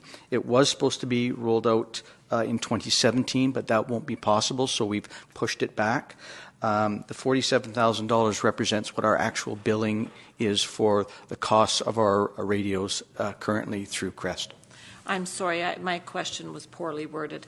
The reason that it goes up to $64,000 from $47,000 in 2018 is for the new radios. Yes, and that's a projection. There will be a full report coming to council because there will be options available to council how you wish to fund that. We have just taken sort of the minimum. The CREST comes up with a funding option to help minimize the cost of implementing such an expensive program. So we use their numbers, but prior to that number being quantified, you would review that in 2018 and there'd be a full report because you may want to perhaps pay more up front to save interest or whatever your options are at that time. So, thank you. And just for council's information, there's also going to be an opportunity, should our fire department endorse it, to look at a new pager system also that would benefit from that new P25 platform. So that's just for information for the future. And I guess the only other thing in response to the comments made earlier about the turnout gear, one of the things that we might want to consider, I just know with the trend, if they've been washed, if the uniform's been properly washed and you've got 4 or 5 drying and there's another fire, they can't wear those, so they can't go out. So just about the dryer being down to, I think it was 2019, it might be something council might want to take a look at to see if there's a way of bringing that forward. I appreciate what you have. I just know that with summer, it just reminds me of the last couple of summers that things got tight with the turnout gear. Okay. It's a good point, Councillor Ray. Councillor Casper? You know, it's important to note that last year we budgeted $14,000 for turnout gear replacement, and this year it's $32,000. So it's double, correct? Yeah, thank you, Madam Chair. And what we did is we budgeted for 8, but your turnout gear used to be budgeted as a capital item. Now what we're doing is we're bringing it in as a regularly routine budgeted item for 8 sets a year. And currently the department is extremely short of spare gear, as you've heard from the chief, and it will take us a number of years to build up a little bit of a reserve to address some of the conversations that you've had around here. And yes, Councillor Casper is correct. We've increased the budget significantly. We think it's a good number, but it's not an extravagant number based on the position we're coming from. But if the chief was to say, have another recruit class ahead of January 1, then he has the option of coming back to you for some contingency funding. But what we're trying to accomplish here is getting the right number going forward for subsequent years. And that's the number you have before you that meets our obligations for WorkSafe and new recruits coming in, et cetera, et cetera. And as the chief said, there is a modest budget for repair, but there does come a time with turnout gear when, you know, you're throwing good money after bad, for example. So I feel pretty comfortable going forward that we're in a much better position now in 2017, but it, again, is modest, but I think doable. Thank you. Okay, thank you, Interim Chief. Any other questions from council or comments at this time on any items within the fire department? Councillor Berger. Yes, thank you. Through you, I just wanted to say to both Chief Mount and Mr. Cameron, a huge thank you. It's very nice to see a detailed report with respects to the fire department, and it's nice.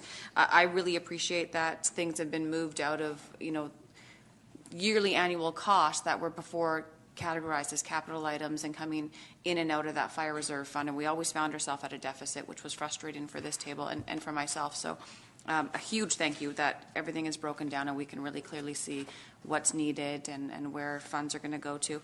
And just a question, with regards to the forestry, there's a couple mentions about forestry equipment and forestry gear. I'm just wondering, I'm going to find myself speaking a little bit like I did at the Grants Committee, and I used to always talk about provincial downloading. I'm just wondering, is there an agreement that we have with the province as far as the BC wildfire? Is that what the equipment is there to assist?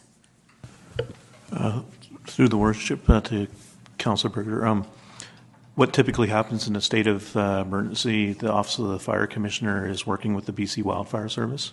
And if we have equipment that is registered with them earlier in the year, it can be utilized as a provincial resource, and there's a cost recovery mechanism.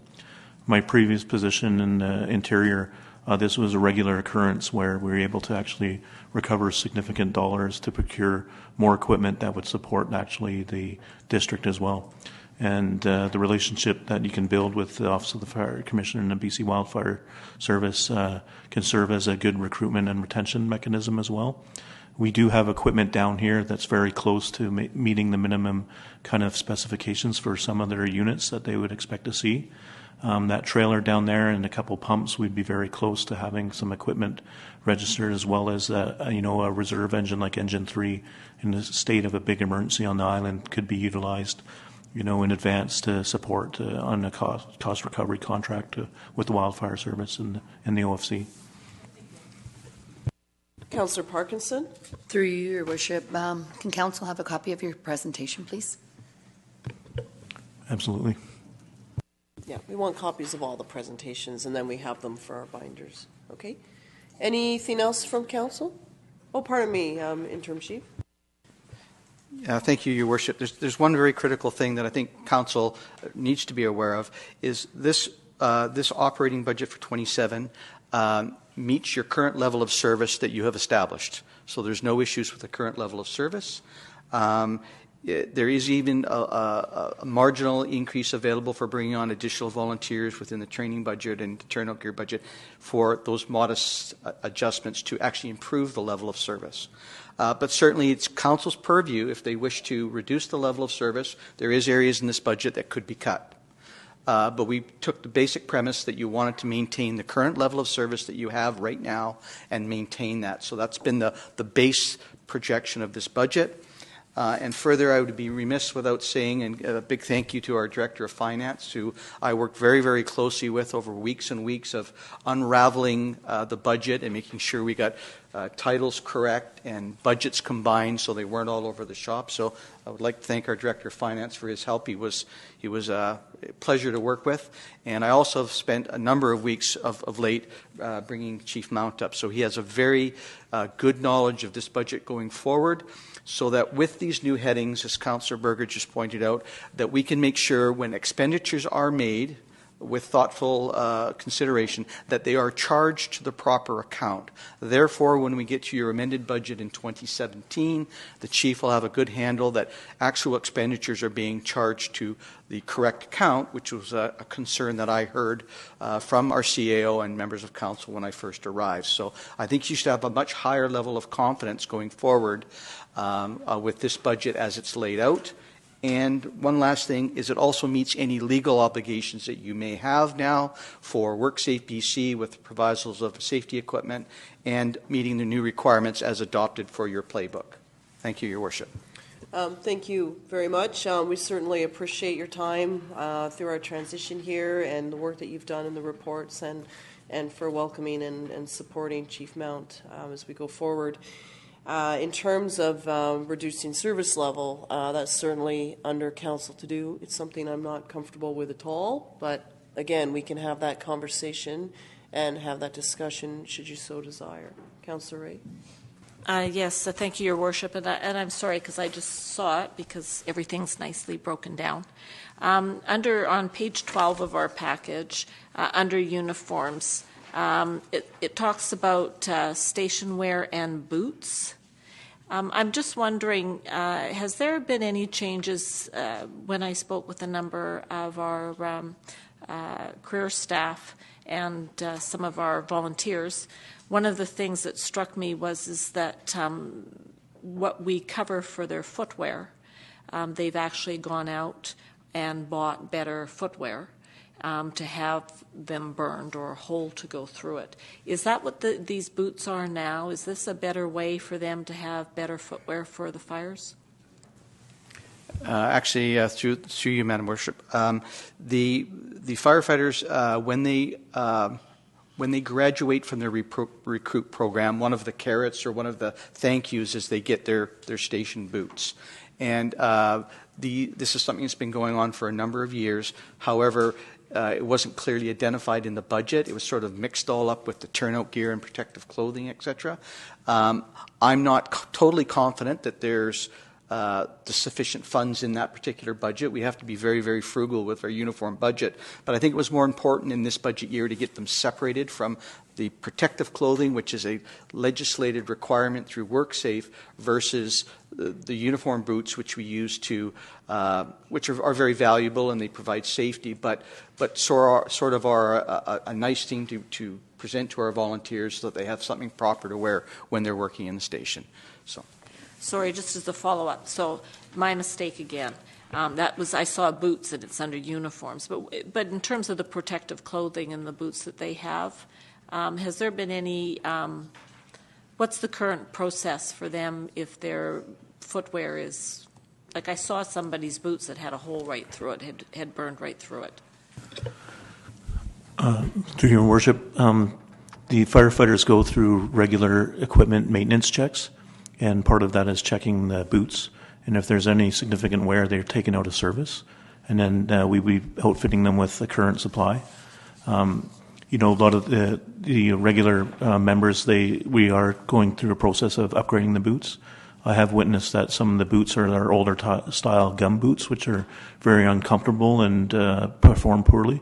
And we are looking towards making sure that we have adequate footwear that performs well. Thank you. Yeah, that's very important. Thanks for raising that. Councillor Casper? You probably might want to check the records, but when we were doing deliberations either last year or the year before, and Mr. McLeod was here, the deputy chief, we actually, when we're talking about replacement uniforms, the pants, that sort of stuff, that we had suggested, well, we should be paying for the safety boots that they wear, the black ones that they wear around the shop, right? And so they'd never done that. That was never their practice in the past. So we said that should be done because that's a priority. So I hope that's still the practice. Through your worship, that is the practice, and we recently got a supply of some new station boots. Okay, any other comments from council? I think the fire department budget sort of starts on page 10 and it goes through page 11 into 12. So we're looking at all of those pages, covering off all the various pieces, including training and vehicle maintenance, storage, station, and the like. So is there anything from council? No, I'm happy to move on. Okay, I'd like to invite the public. If there's any comments or questions from members of the public, please.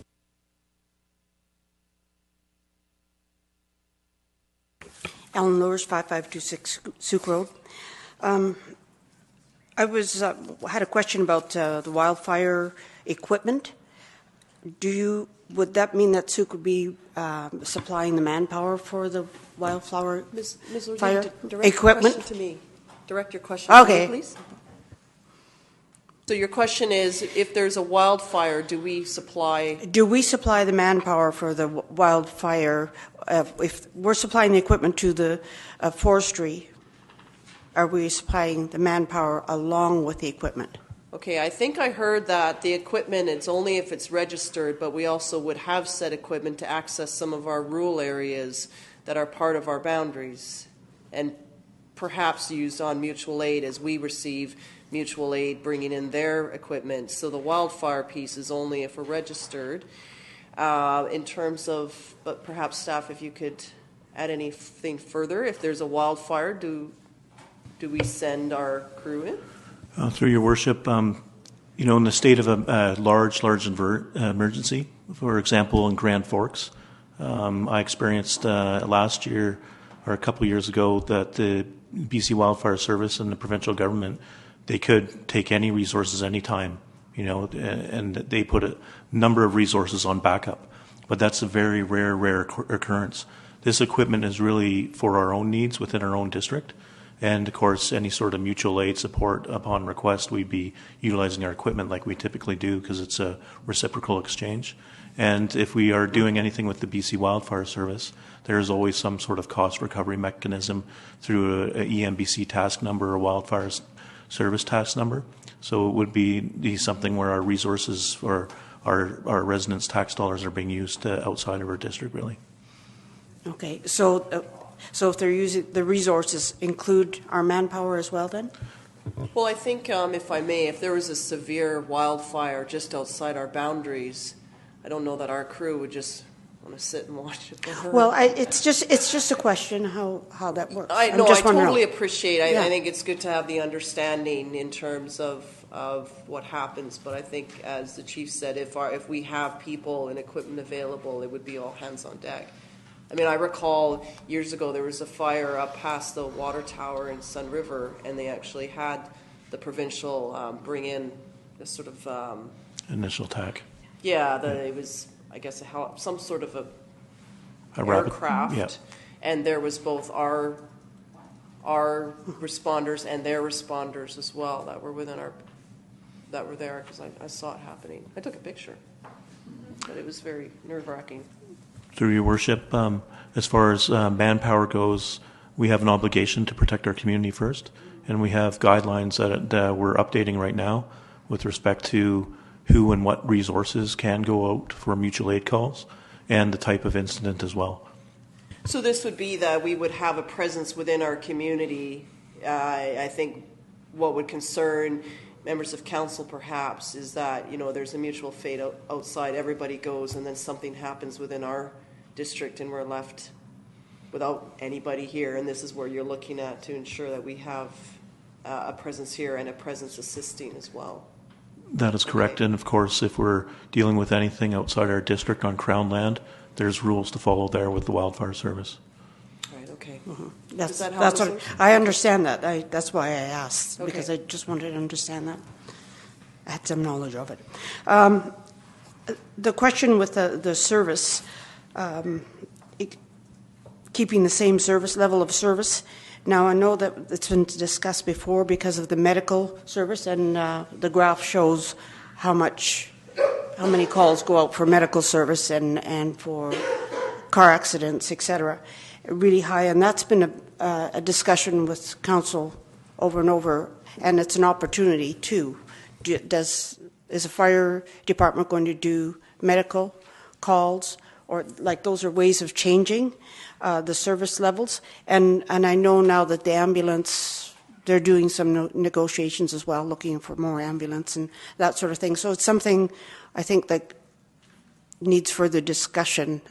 How much requirement is for fire and how much is requirement for accidents and how much requirement is for medical services, because the fire department is falling in all three of those departments, and there's ways of cutting back on that, and I don't know if that's been discussed.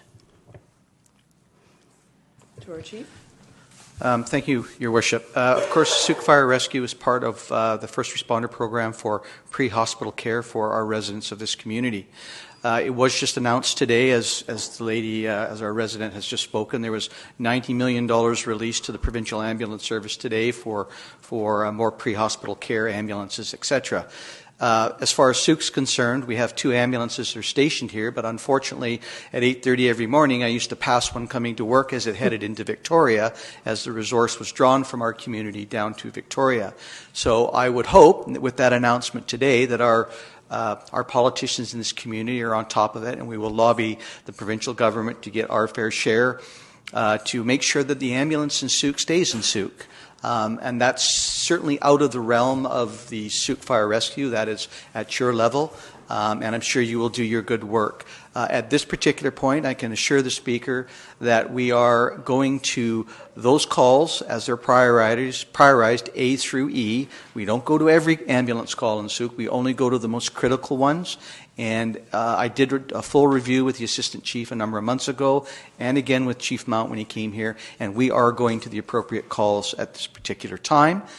Are we stretched at times? Absolutely. Because of Souk's location, a bedroom community, away from the hospital, we only have a clinic in town, these sorts of things, all compound. But it's that ambulance leaving this community in the morning on a regular basis that really puts the pressure on the fire department to deliver, because quite often the fellows are waiting some minutes for an ambulance to return to this community. So, thank you. Anything further, Chief Mount? Yeah, since my last 2 months working and experiencing some first responder incidents, I've seen our seniors actually benefit in the community with the example of their 2 members going right now to a call. But the seniors have responded very positively, from what I've witnessed with our members being there to provide basic life support prior to the ambulance arriving. Mm-hmm. It was just a question because, yes, of that announcement, and will there be increased ambulance care? Okay. And that's something, like the Chief was saying, that the council can look at, lobbying the government for more ambulance care to take the pressure off the fire department. Well, in light of that, I would like to send a letter to the province and just, reflecting the recent announcement, and then also just outlining our situation with the ambulance, and that we do need to see our ambulances remain in our community and probably have additional ones come out. We do have an aging community. I know I always say I'm going to write a letter, but they actually generate responses and they get noted. They're on file, and it always it's creating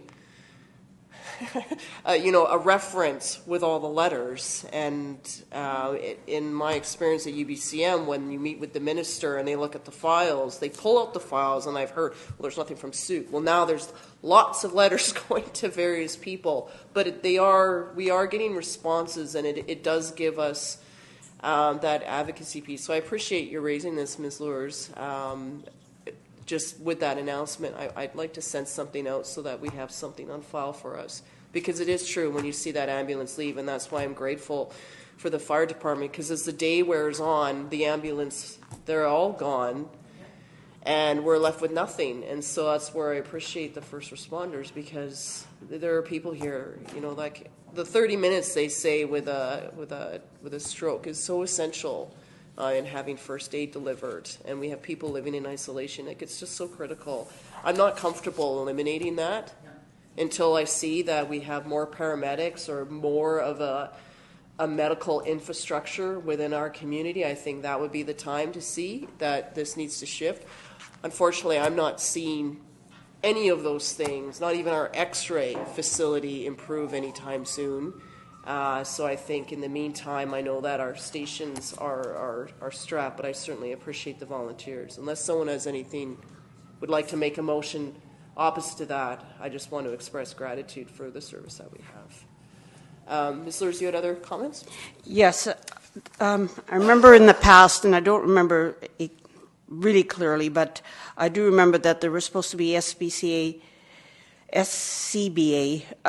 maintenance that we were going to spend $10,000.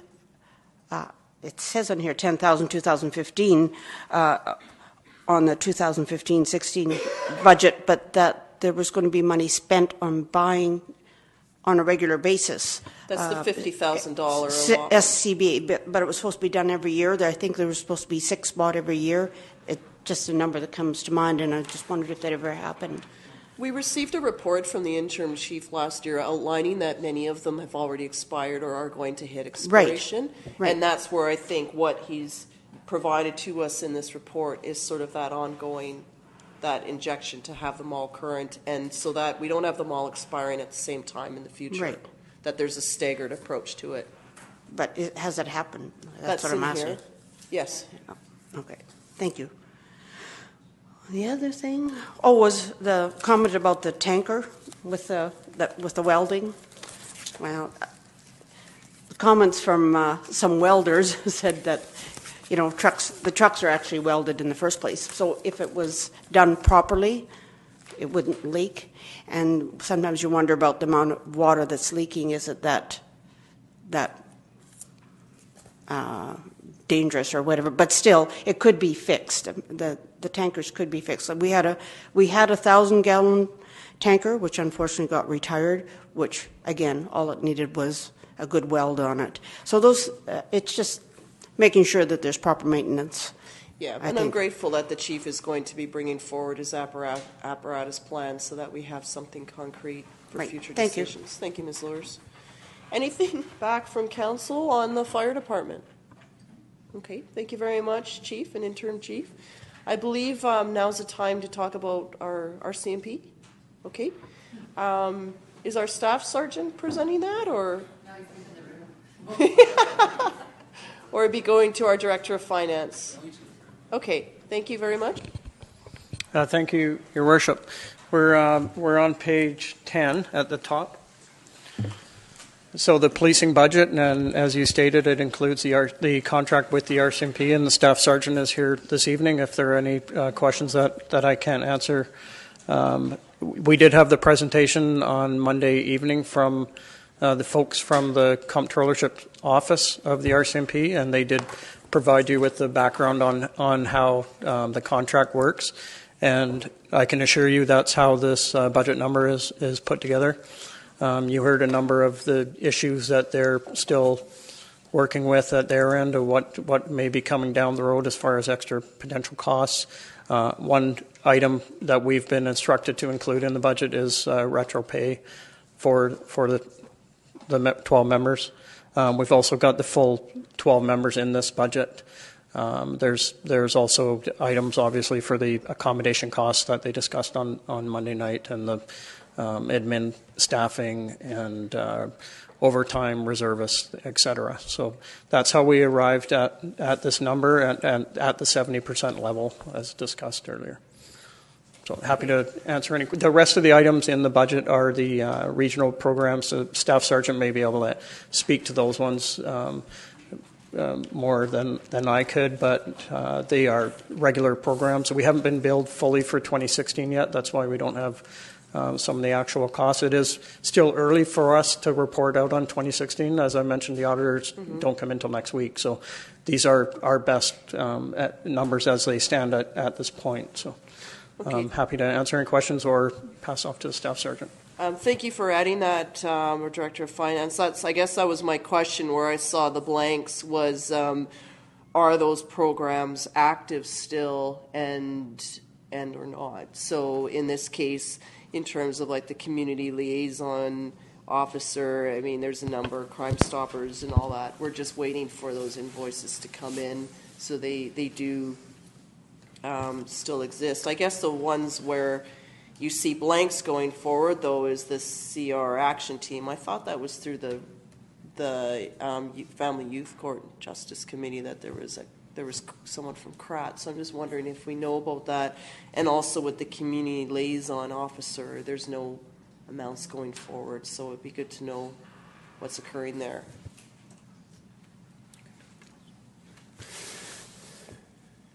I'll have to check into both those for you. I thought, my understanding was the amounts would be going forward. Not sure if the Director of Finance has any more for that, but we'll get back to you. Thank you. To Councillor Loggins and Ray, please. I did hear today, I'm in my day job, I'm working with 6 different schools within the SD62. And I did hear from one of the trustees, and I'm not sure, I haven't figured out if it's true or not, but that the community liaison officer program is no longer. And if that is the case, I think we should add another letter to our letter writing list, because the schools that I'm working with are desperate for their community liaison officers. There are 2 that work with the school district currently, but they're stretched. And there are schools that don't have a liaison officer, or some that are confused about whether they do or whether they don't, and who it might be or might not be. And it's definitely something that's needed, especially with schools that are along major roadways. Yes, it would be good if we could add a letter then, just to get clarity on where that stands. I think that's very important for our schools, if I may. So we, just to add, over and above this, we still have a RCMP liaison officer assigned to each and every school, and 2 to EMCS, alongside a reserve officer who works in EMCS, I think, 2 days a week. And he's very effective there, and then our 2 members. So we'll check into this, but this is not something that we're dropping, and probably will be, if it is dropping off a service, that will pick up some of the slack with our own resources. And thank you for that, because just to clarify, the schools that I'm working with are throughout the school district, and the ones in Souk are the only that I know of that have 2 dedicated officers. One works with several, well, they both work with several different schools, but the schools outside of Souk within our district don't have any that they know of. And so I'm thinking that, well, I'm hoping that that's not something that spreads out to our region anytime soon, and that we can keep the ones that we do have. Yeah, that would be the clarity then, that this doesn't, exactly. That we're preserving what we have. Anything else, Councillor Loggins? Councillor Ray, then Casper. Yes, thank you, Your Worship. Just before I ask my question, I just want to offer condolences to you and your staff with the loss of your member in Quebec. Very trying time, I'm sure. Thank you. Just in terms of the police-based victim services, you came before us to speak about this. And I'm just wondering, in terms of the amount that's been decided, is that to top it up? And I guess my other question was, because at the time I didn't think the legislated piece applied to Souk. So I'm just wondering if we got clarity on that, and is this topping up an amount? I can speak to that through your worship. This is the amount that used to be in the grants budget, and so we've brought it over into kind of where it should sit. And there hasn't been a new review of the overall funding yet to adjust that budget number. If we need to adjust it throughout the year, we can do that through the policing reserve. Thank you.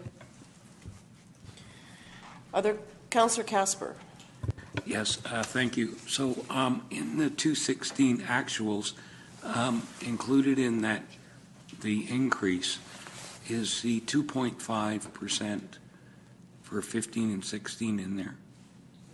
Through your worship, we haven't received any invoicing yet for any. So is it in the 217 budget? Through your worship, again, yes. Okay. That's where we. So we've got that done, right? Yeah. So how about the saving that? What are you laughing at? Oh, is that for me? I thought that was timely. You guys are so bad. No, but I wasn't against buying the chairs. I just wanted to make sure it was properly caught. Send me that, okay? I'll give you that. And I'll get it mounted. And you have to promise me that you autograph it, okay? Actually, I could bring you the chair, Councillor. No, I don't want the chair. We can have it here as a prop. As a prop. Don't you dare. Anyway, thank you. So, my question to staff is that because we had funded that officer and we didn't get, for a quarter of a year, is there the cost saving there identified in the budget and it's gone into our reserve fund? Through your worship, the RCMP does the reconciliation of the year in May, I believe. May. We'll know at that time if there was Right. savings, and if there is, it will go against this year's budget. And certainly, if there's a savings overall, it could go into the future policing reserve. Right. And how about for this year? We budgeted in this budget here the full time for the whole year. But again, we're going to have a quarter of a year saving, correct? Yeah, through your worship, that's correct.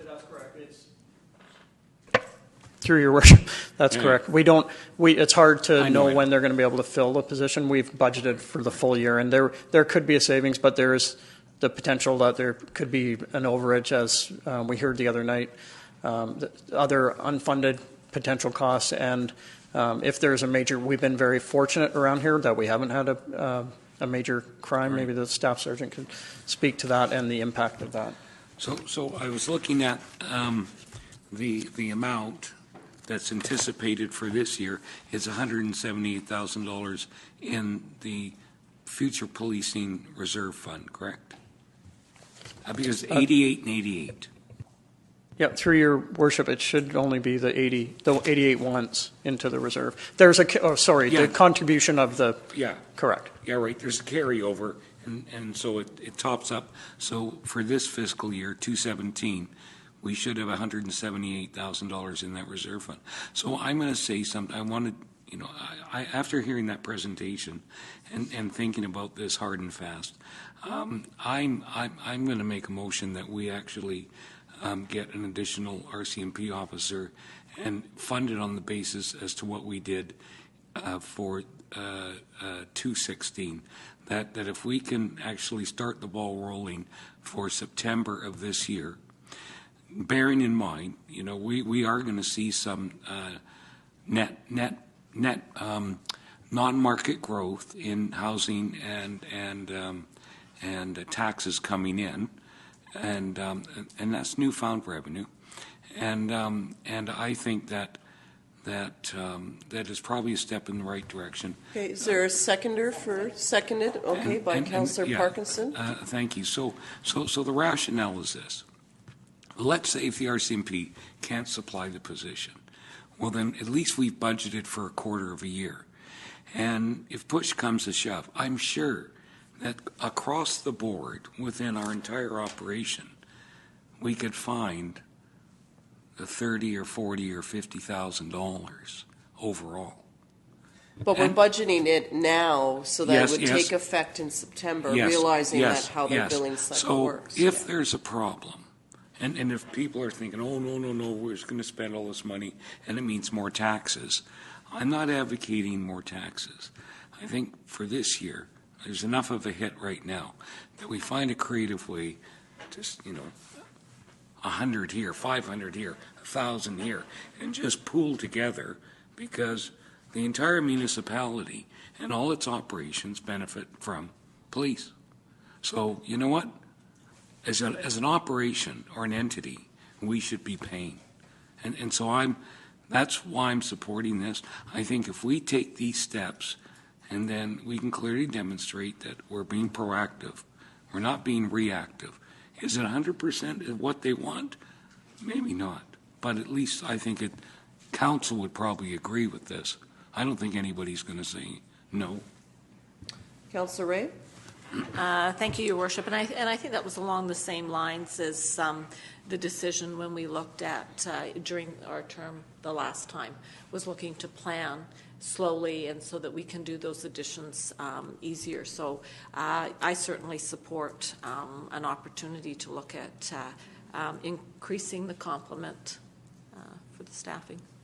Okay, so the motion is that council request another RCMP officer for the Souk detachment as early as September 2017, and that's been moved by Councillor Casper and seconded by Councillor Parkinson.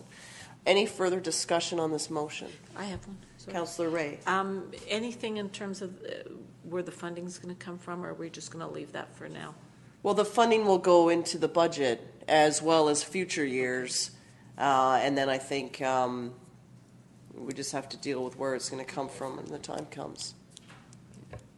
Go ahead. Yes, Your Worship, there could be easily monies left in the budget as we have it. There could not be if a major crime happens, but we do have the reserve as well. So I'm comfortable with the budget that we have right now. And of course, by the time we redo this again next year, we're going to know a little more in the numbers.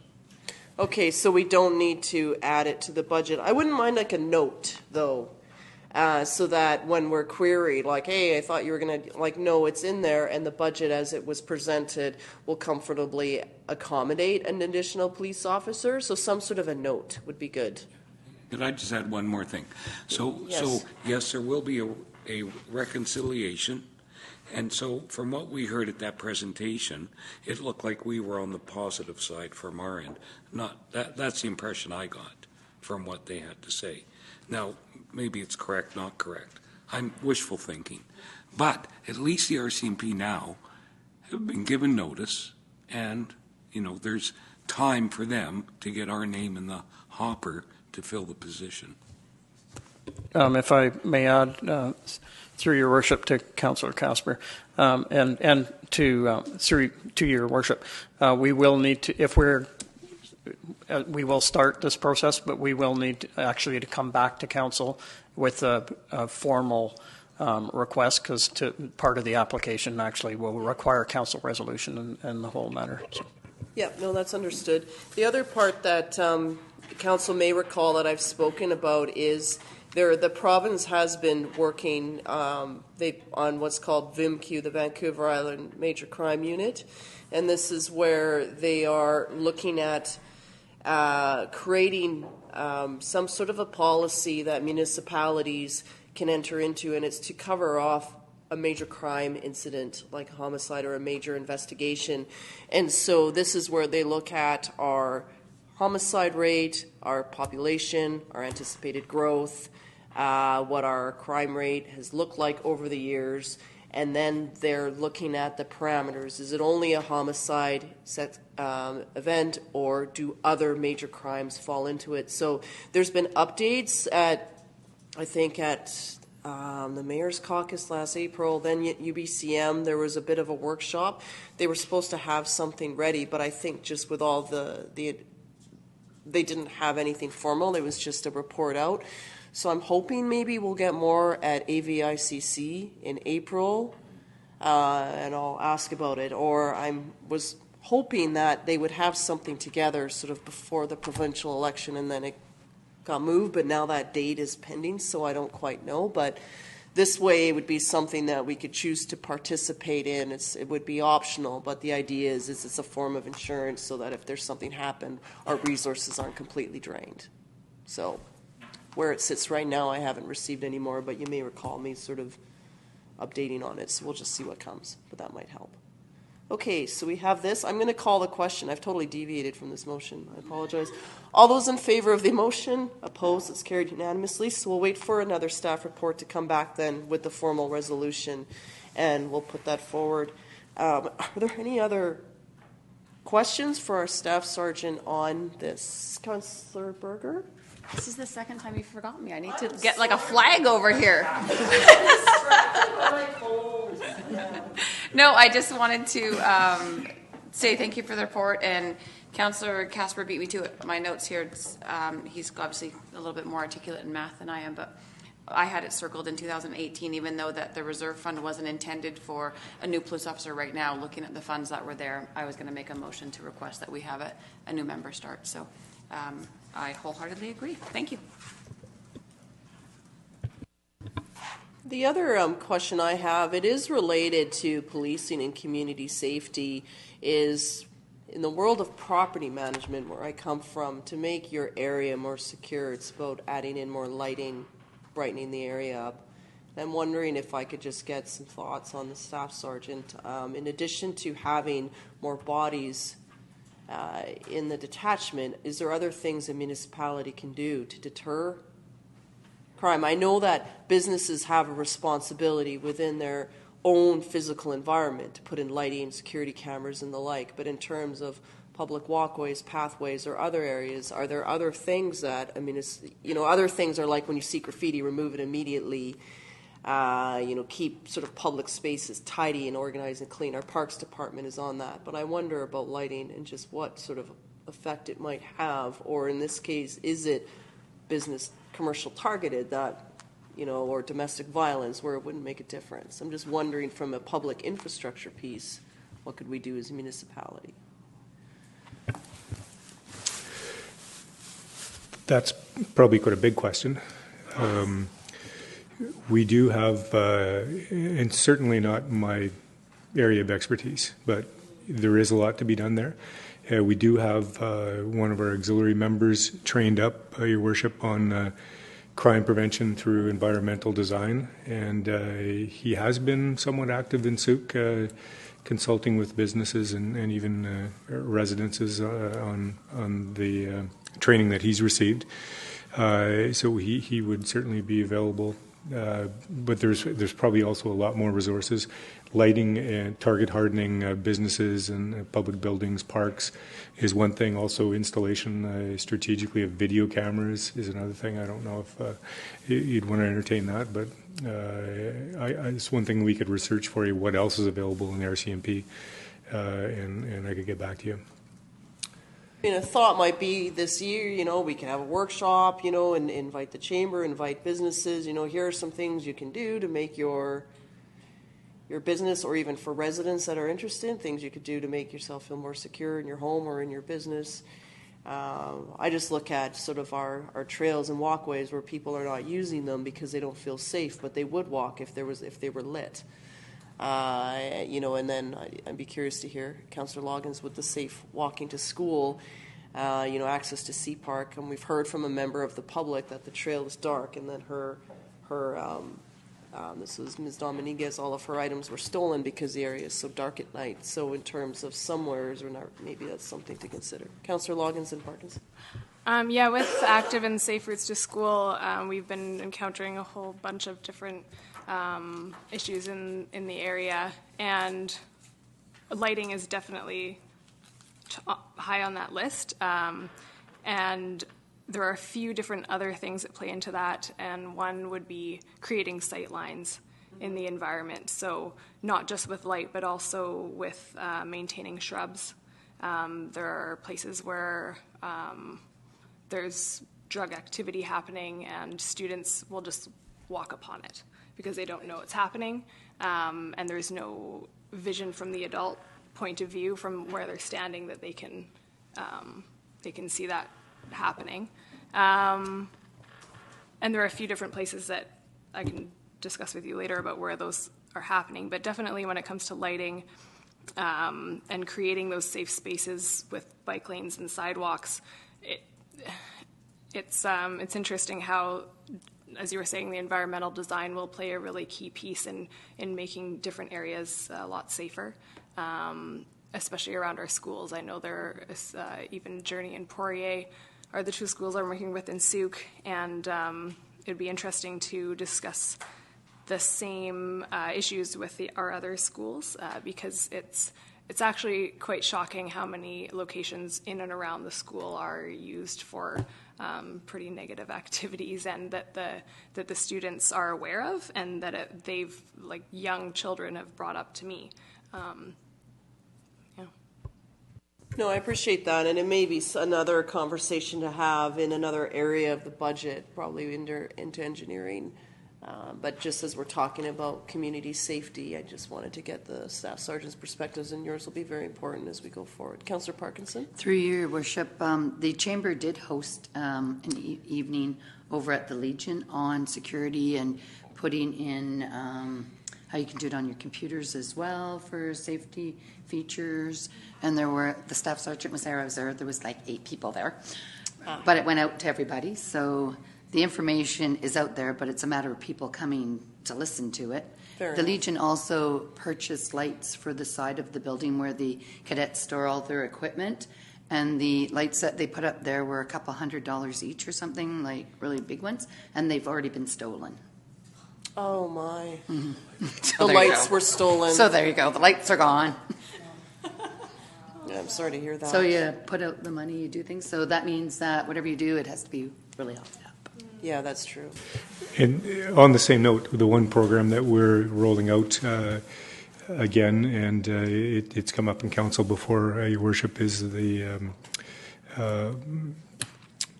Neighborhood Watch program. And, together, the two things work together. If you don't have the big hedges and darkness around your front door, you're less likely to be targeted, and as well, if your neighborhood are cohesive and alive to who belongs and who doesn't belong and willing to call the police, we're a lot better off. And so we're going to continue to roll that out. No, I think that'll be very well received. That would be great. Okay, other questions from council? I see we have just our media folks here. Any queries from media about policing at this point? Probably not. Maybe not. Save those for a different time. Okay, so. I move we adjourn. Well, it's 9 o'clock. We've been at it for 2.5 hours. I think the sort of plan was to see the time, and then we're back again tomorrow, so we'd be fresh. Unless council really wants to stay here longer. We have a motion to adjourn. Well, Councillor Casper made a motion to adjourn. It's been seconded. I have not, would you settle down, please? I've not called the question on this. Discussion on the motion to adjourn. Is there an appetite to stay longer to push through corporate services? I'd just like to know if we're going to be able to finish tomorrow night. Tomorrow, if I may ask, yes, corporate services to start? Yes, corporate services, then development services. Those two? Yeah. And then is that Financial services, sorry. Financial services I don't think will take very long. It's not a very big budget. Development services I think will probably take the longest, and if we have to go into next week or the week after for continuing budget deliberations on either one of those departments, then that works for us.